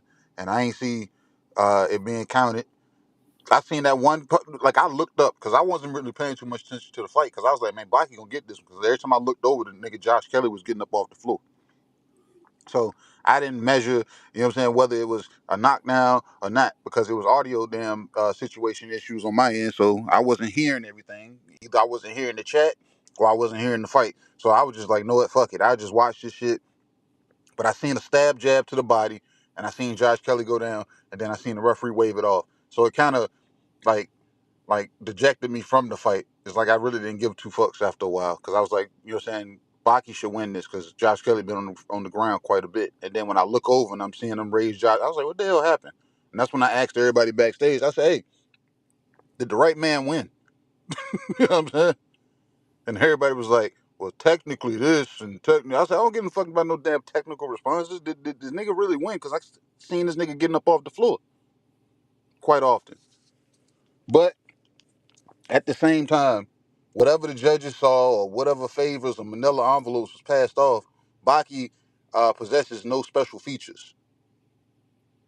You know what I'm saying? And with that being said, that means Josh Kelly had to show a flash of something. So I don't know, man. I don't know if it made if no Baki showed up. It's just everybody else played a favor, played a hand in it because aesthetically it does look better putting the white boy back in position and not Mother Russia white boy. You can't do that. It's not a good look. It's not a Yeah. good look. Yeah, but the restart is correct. Like I said, I'm just finding out who the fuck nigga is. I thought Josh Kelly, um, Josh Taylor, Josh Warrington, uh, uh, Anthony Joshua. I thought all them niggas was the same people, man. You know what I'm saying? Thought they was all the same people. So. All right. We got two more questions and we're gonna get up out of here, man. The main event for Zuffa has started. We got Vostik and Hot Rod in the ring now. You know what I'm saying? I am asked this about question. to get up out, little bro, because we've been on for 3 hours, but I got to go make some moves. But I do appreciate you for letting me on today. You know, y'all know I'm always welcome. But look, y'all check out the AP. But I got to get up out of here, bro. Go ahead, brother. Do what you got to do. I appreciate you for pulling up. Okay. Okay, man. Is Xander Zayas now the future face of 154? And is this the beginning of a Puerto Rico boxing resurgence? Thomas, I'll come to you first, man. You are the PR correspondent. You know what I'm saying? How did you feel about Xander, man? Xander got the win. I got to be honest. Yeah, I didn't get to watch the fight yet. I got to watch the replay. I didn't watch it neither. I didn't watch it neither. Yeah. I did hear. Yeah, I did hear he won. They did say that the scorings were just. They thought maybe it could be more unanimous than split, but they said that he definitely won the fight. As far as being a future star, you know, Puerto Ricans is always looking for that one future star. I think he's already a star, like, you know, not a superstar. I think he's there. He's got a good name, and I still think he's just too young. It's too early to really call him, like, you know, the next Code or the next Trinidad right now, you know. So listen, we already got a Puerto Rican superstar. You know, you remember that guy that said that Puerto Ricans are easy and that he eats them up alive? Well, he fought a Puerto Rican last night and he got he got dominated, you know. So we got Shakur. Yeah, we're claiming Shakur Stevenson as the Puerto Rican superstar. So we do have a Puerto Rican. Yes, so Yeah.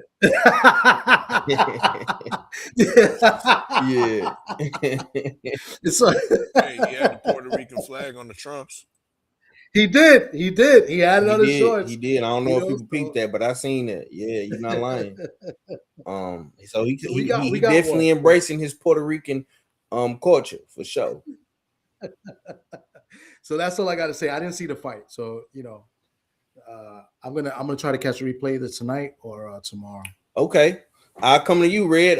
Is Xander Zayas now the future face of 154? And is this the beginning of a Puerto Rican boxing resurgence, man?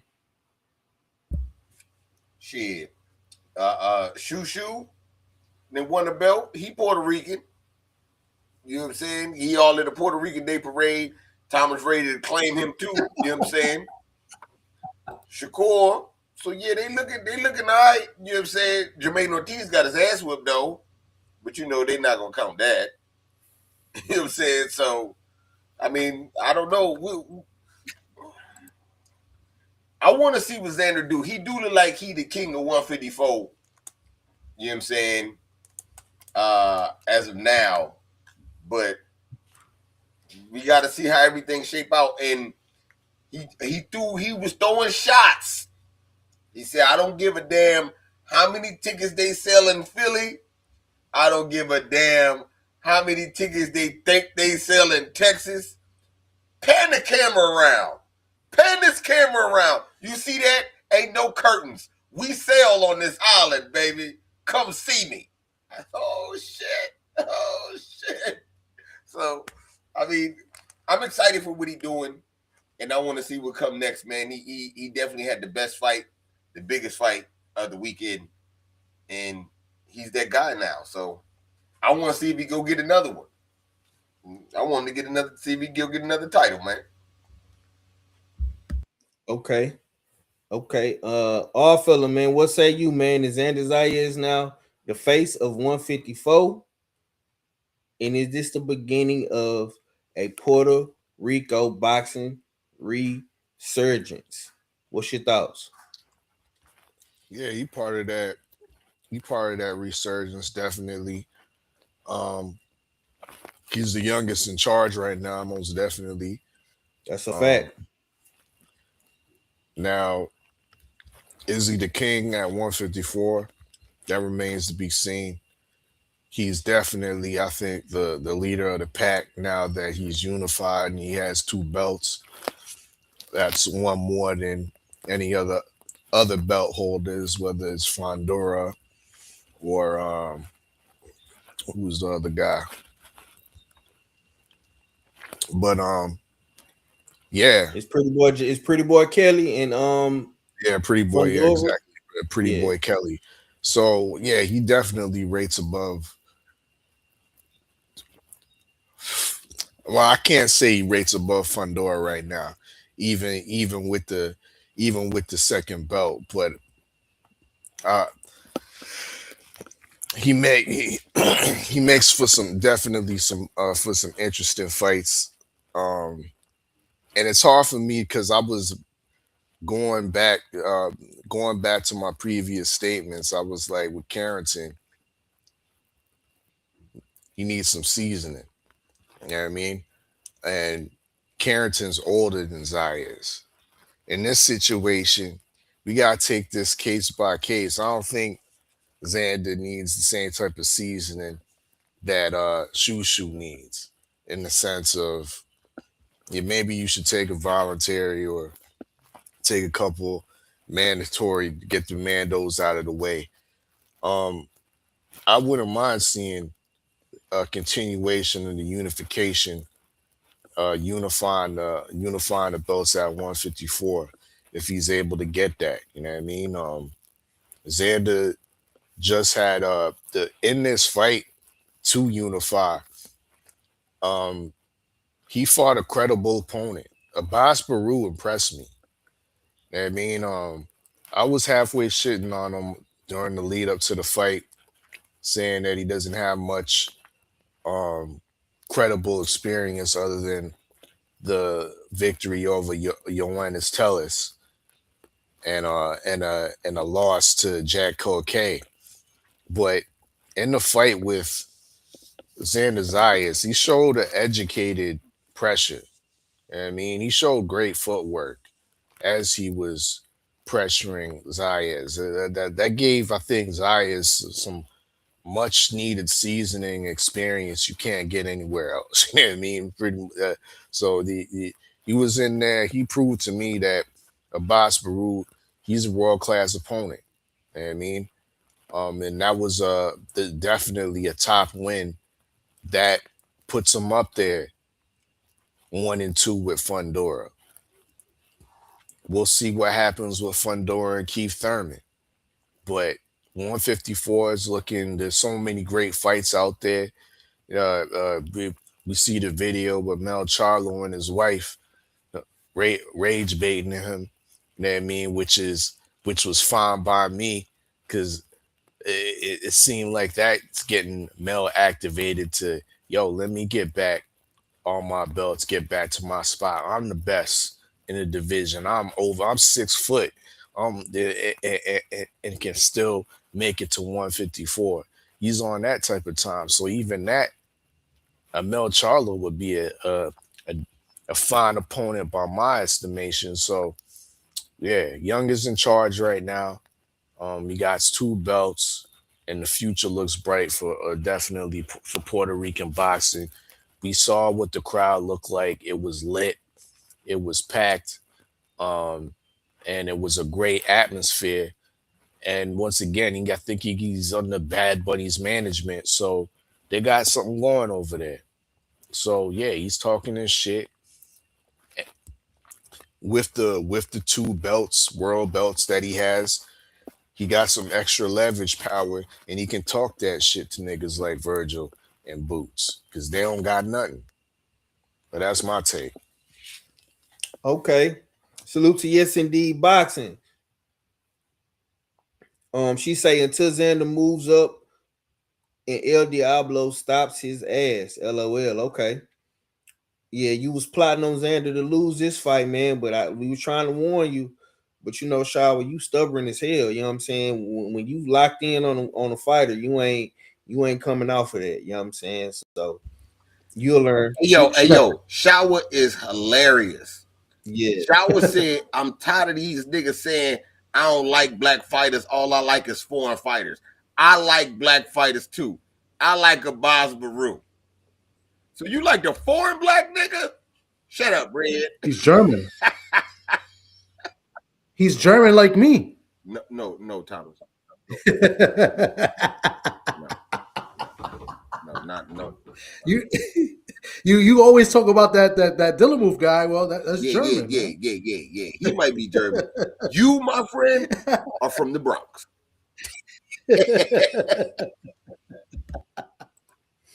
Okay, KG, man, I ask you, bro. Is Xander Zayas not a future face of 154? Is this the beginning of a Puerto Rico boxing resurgence, man? What's your thoughts, bro? By default, yeah. You know what I'm saying? Because of the hardware, he's going around picking up the Infinity Stones.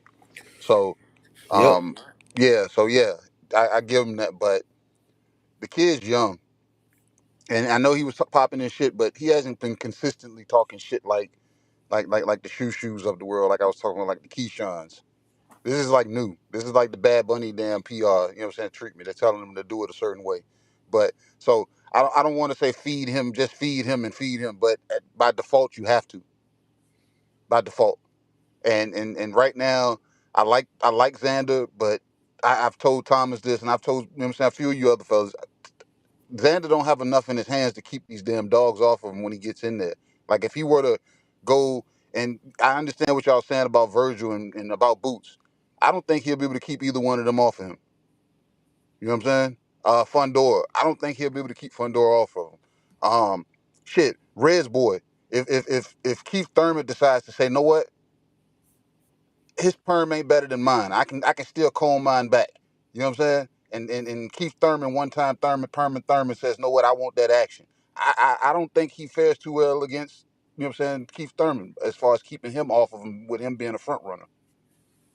So by default, yeah. But what he got in his gloves and dealing with these guys that can actually you know what I'm saying, knock it out of the park, and they actually got special features. You know what I'm saying? And Abbas Baru was actually, you know what I'm saying, looking good in quite a few spots in that fight. So what does he do against the damn guys that we actually know? A Mel Charlo? How does he keep Mel off of him? Like I said, Mel can still thud. It's just, I don't know. So by default, yeah, 5. I'm gonna say this, and we're gonna get up out of here with this last question. Xander is doing what Xander's supposed to do, man. He won the title. He got the unification fight with Abbas, went back to Puerto Rico, and he is holding court. It's just that simple. It's nothing more, nothing less. Now the Sharks are circling in. Like I say, you got Bruce Ennis, you got Virgil Ortiz, you got Emil Charlo, you got a lot of different guys spinning the block trying to get that. Now, does Xander continue to hold court and possibly beat some of these more notable names that we really know for real? Possibly. Or he could possibly lose. 154 is that division where you possibly could get your ass beat. It's just that good. So I definitely do think that he is a future face of 154. And the Puerto Rican boxing resurgence, I think, is in full effect, man. And Xander is at the forefront of that. You know what I'm saying? We haven't seen male boxing back on the island, since Cotto. So, and I'm saying as far as like big names, you know what I'm saying? Not on this level, you know what I'm saying? I definitely want to see if he gets to fight with Verge or he gets to fight with Boots or whoever he fights, man. I want to see motherfucking Xander, fighting on the ring card or the zone card. You know what I'm saying? I don't want to see him over there on YouTube and Facebook and Tubi and all that. You know what I'm saying? I want to see my man get a good look. You know what I'm saying? I think Xander deserved that. Okay. Real quick, man. Real quick before we get up out of here. We've been on. I didn't think we was gonna be on this long, man, but we had a lot of great boxing, great topics to cook on, man. But I gotta ask the fellas this real quick before we get up out of here. Let me pull it up real quick so y'all can know what I'm talking about. Yeah, man. Big Baby Miller. Big Baby Miller went viral last night for all the wrong reasons. And I asked the panel and I asked the chat this, man.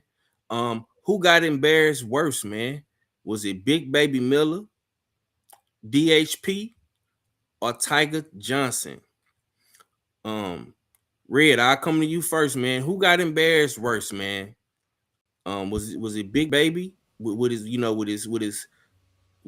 his his dome beaten up off of him? Pulling up to the garden with his ceiling missing. What you got, bro? Haircut tendonism, haircut falling off the ball. Hey, man, I don't care who won that fight. He got the L of the night. You know what I'm saying? This is why Tio don't feel bad. Because of that. That picture right there. That joint looked like the hair about to is the truck popping open. It looked like the roof about to go in the truck. Oh, my God. Why he do that? He showed up to the ring with the big titties. You know what I'm saying? Like, yo, like, man, big titties in the man unit. This shit don't make no sense. And he actually grew hair on the front part. He had a real lineup. That shit looked like the robber on Home Alone after his hair caught on fire, man. Like, this shit is ridiculous, man. I can't believe that he would actually... What fucked me up is he not a slick fighter. You know you like to wrestle. Why would you put that shit on knowing you like to wrestle? New York took an L yesterday. I don't give a fuck who they say what. New York took an L as a whole state behind that one still shot right there that's on the screen, man. This is ridiculous, man. I can't believe you would do that. The last time we seen a hair malfunction, you know what I'm saying, Franchon Cruz discerned, there was a woman. We ain't never seen, if you watch the slow motion, eBay hit him, his hair go back, eBay start laughing. Hell no, man. This nigga came to fight in the Steve Harvey. Oh man.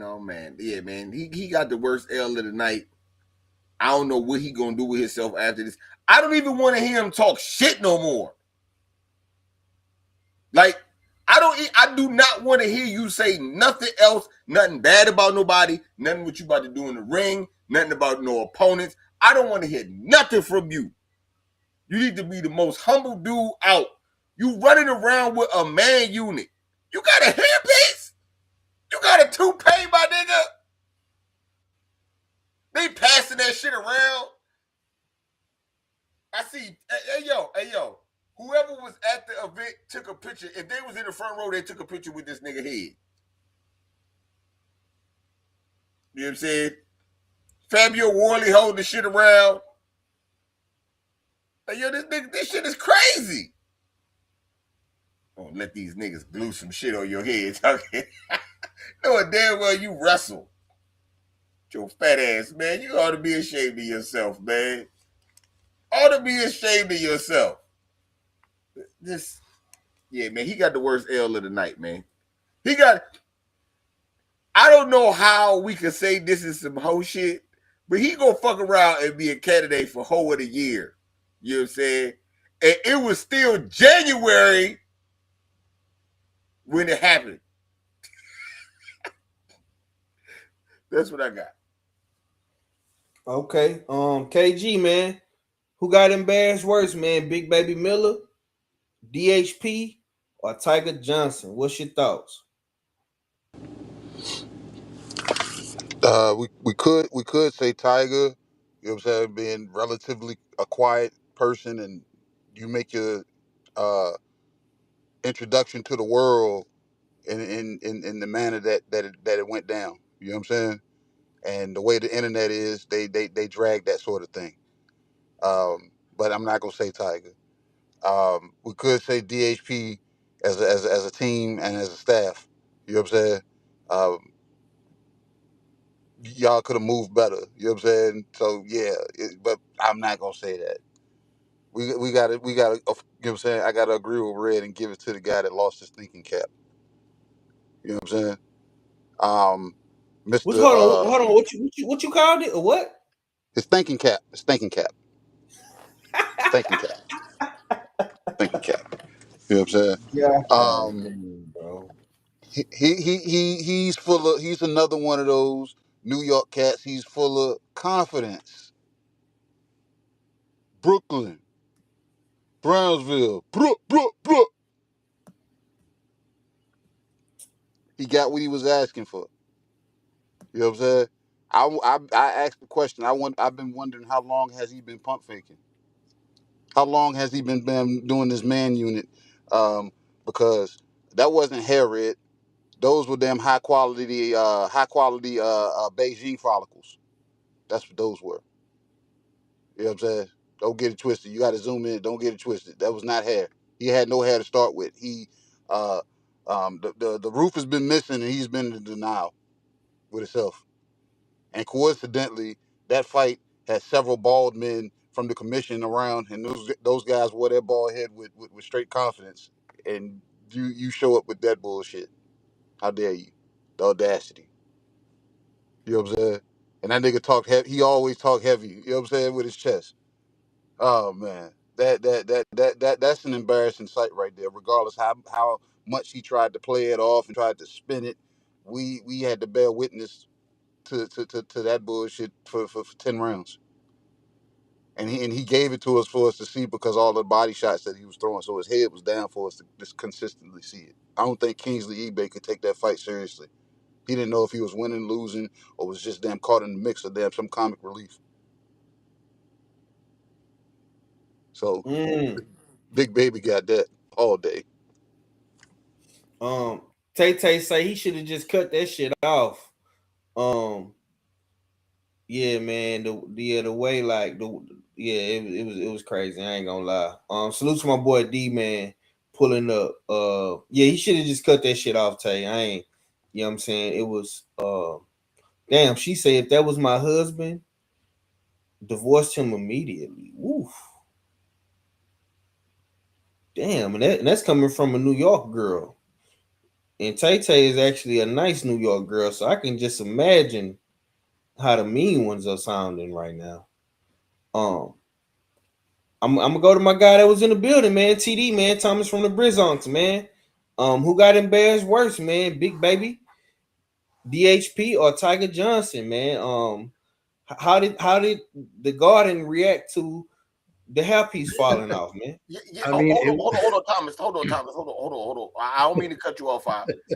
They put that shit on the big screen in between rounds. So please give us a great breakdown of that being. You don't want to be on the Summer Jam screen? Nah, you don't want to be on the Madison Square Garden screen. Break that down for us, please. You was in the building. There were two like groans or like yells, like a oh, like a shot. Like there were two. So it was one when it happened, right? For the people that were paying attention and watching, close and could really see that it happened. And then when they put it on the big screen, and then it was like, oh, and then the laughter kind of came after it. For me at the time when it happened, I was embarrassed for him. Like I was just like, wow, like I couldn't even laugh. I didn't start laughing at it until all the jokes and the memes. I think Mr. Shelton sent me the first one. And I think Tay Tay texted me also. But when I saw the one that Mr. Shelton did, I broke out laughing. And that's when it got funny because that was just embarrassing. So definitely the biggest L is definitely Big Baby Miller.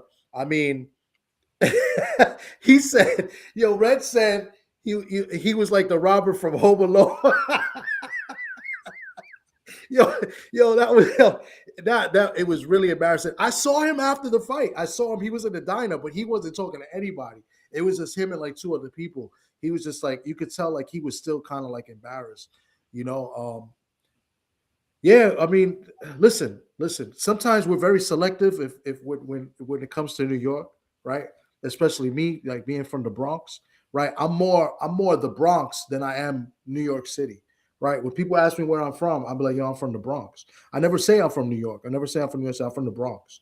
Right. So I'm very selective when it comes to that. So when it comes to this, Brooklyn gets to hold that L. Right. But then when Shu Shu wins, then it's all about New York City. So, I'm very selective. But yeah, so Brooklyn holds that L. I'm not holding no L's for Big Baby. But that was very embarrassing, because he has a lot to say and he talks. He talks a lot, and I don't know. I don't think there's any coming back from that. Seriously. So just to cut it short, the biggest L of the night is for a Big Baby and Brooklyn, right? The Bronx didn't catch no L's last night. Wow, he spoken like a true New Yorker. He say Brooklyn got a hold that L. You know what I'm saying? He ain't the whole New York City and state. Nah, Brooklyn. The way that cap came off, that's a New York thing. The toupee came off, and the Boy Scout said, "I got 100 guns, 100 clips." Yep. So yeah, that's it. That's all I got to say about that, man. It just embarrassed. Yeah. I mean, for me, man. Look, man. For me, man. It's nothing more embarrassing. Oh man, Vosik about to get stopped, y'all. Vosik then got stopped. The nigga Hot Rod then came in here and upset the apple card on Vosik. Salute, man. I'm not gonna lie, man. This Zuffa card is going down. You know what I'm saying? We finna have to get up out of here. But I say this though. It's nothing more embarrassing than for a man that is refusing to be aware of his situation. Man, sometimes, man, you just gotta let that shit go, bro. If you gotta be a fat bald nigga, it's a bunch of fat black bald dudes running around this bitch. I ain't gonna even put New York in that category. You know what I'm saying?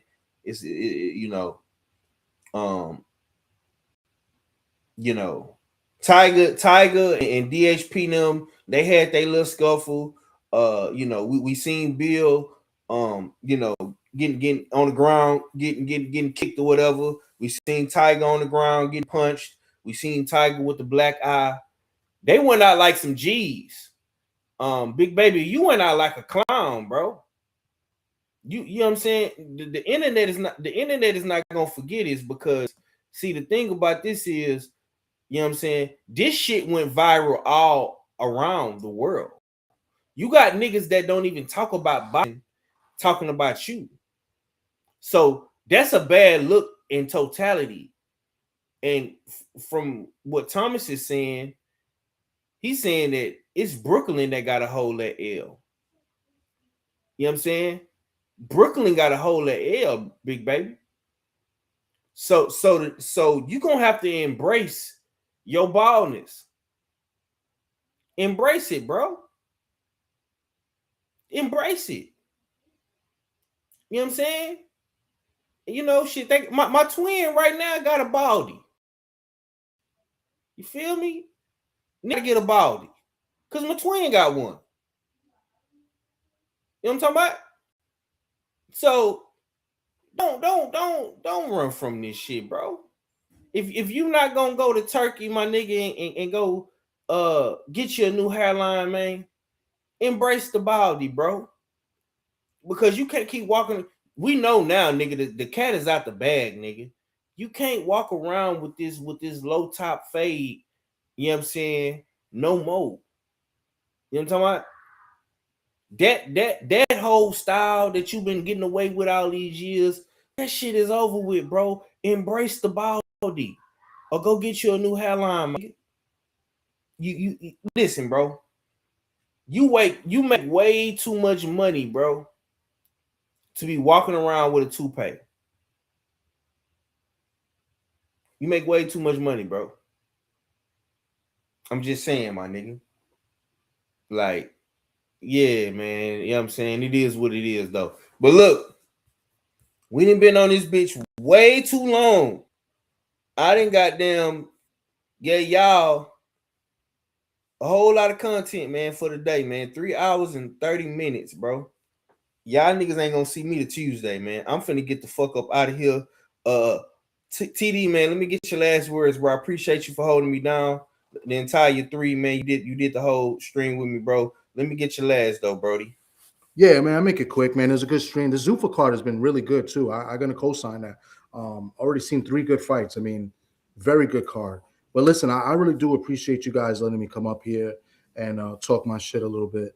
And you know, I don't know what I got to do to be like a usual suspects alternate or a beat reporter or whatever. But y'all let me know where the application is. I'll fill it out, and you know, you give me a shot. You know what I'm saying? But no, definitely, I do appreciate you guys. I do appreciate the conversation we had in the beginning. Very respectful. You know, and you know, I got a lot of respect for all you guys. You know what I'm saying, and for what each and every one of you do. You know what I'm saying? So when somebody calls me a hater like Red, you know, I take that serious, man. No, I'm just kidding. But no. But dead ass serious. Like, I do have a lot of respect for you guys, and I love what you guys do. And you know, I'm always appreciative when you guys have me on. So salute to y'all, and I appreciate you guys for having me. Hey, man, I'm gonna be real with you, TD, man. I think Hot Rod might have stole the knockout of the week, man. With this knockout over Vostok, man, I don't know, man. Him and Shu Shu running neck and neck, bro. That knockout was vicious. I'm gonna be real with you, bro. Yeah, that was sick. Yeah, but she should have bro. a 5-punch combo. So you know, yeah, leave me alone. It's Shu Shu all day, baby. Shu York, all right. Shu you. Yeah, I don't know, man. I don't know. KG, man, let me get your last, bro. It's another good one, man. And it was a good one to the point that I know it was 3 hours, you know what I'm saying, but I watched that movie again. You know what I'm saying? So shout out to the chat. Shout out to this long, extensive week of boxing that we had that was good. That's still going on right now. You know what I'm saying? So boxing is saying, hey, y'all motherfuckers said y'all want boxing. We're gonna give y'all what y'all want. So obviously they're gonna keep forcing it on us, and we're gonna have to damn keep up with it as content creators. So yeah. Until next time, man. You know what I'm saying? Yeah. Salute to you too, Brody. And I'm gonna say this too, because KG made a valid point, man. When we ask the boxing guards to give us boxing, asking you shall receive, man. We have gotten boxing from Friday to Sunday, from Pro Box to motherfucking The Zone to Top Rank Tubi to Zuffa on Paramount. I mean, look, my nigga, what more do you want? Seriously. Like, we have seen so many good fights, bro. Salute to Jaleel Hackett. My boy just got a good motherfucking win. My boy Oscar Perez took his first loss. You know what I'm saying? You're gonna have to tighten up on your defense, homie. You was getting hit way too much. You know what I'm saying? Bostic just got knocked the fuck out, put on t-shirt. Shu Shu knocking shit out. Keyshawn Davis knocking shit out. Shakur Stevenson dominating shit. Masterclass performance. You know what I'm talking about? Come on, man. And we got boxing next week. B-Figgy, Nick Ball. Come on, bro. Like, if a nigga tell you boxing ain't cracking right now, he's lying. Or the nigga don't got internet. Straight up. Cadillac Red, give me your last man. Is we gonna open up the Beltway tomorrow? What you got, bro? Yeah. We outside tomorrow. My son finished his food. He in my face asking me for some candy. Hold on, man. Back up, man. Yeah, asking for some candy, man. But yeah, we outside tomorrow, man. 4:25, 4:30 Eastern Standard Time, 3:30 Central, man. Yeah. We on the Beltway. That's right. Yeah. And y'all know what it is, man. Salute to the LDBC, man. It's usual suspect team. You know what I'm saying? And I'll holler at y'all in a minute, though. What? Man, Lil Red over there sounding like he might take KG place as the ad-lib man. You know what I'm saying? That boy got some hellified ad-libs over there. Yeah. That's right. Nigga, Beltway tomorrow, nigga. And I hope y'all had a good time rocking out with me, man. The chat, y'all stay strong in the building. I really appreciate that, man. Y'all be sure to subscribe, smash the like button. If you're watching any of the playback, like I say, leave a comment. You know what I'm saying? We definitely gonna chop this episode up and drop some shorts for the people. So be on the lookout for that as well. You understand me? And yeah, man, whoever make the top 10 shorts, you know what I'm saying, they're gonna be put on the platform, or the top 5, you know what I'm saying? So be on the lookout for that. And have a great Sunday. This was a great birthday weekend for me. It's coming to an end. Your boy got to be back at work tomorrow. And we'll be on the Beltway tomorrow, man. You know what I'm saying? And it's just like that. Have a great Sunday. We finna enjoy this Zuffa boxing card ZO2. And we gone, man. Deuces. No, I'm not having it. Everybody's a suspect today. Title holder and still undefeated Gabriel El Capitan Maestre. How is that? And this gets done too by a bunch of cowards at ringside that never took a punch in their life. I'm sick of it.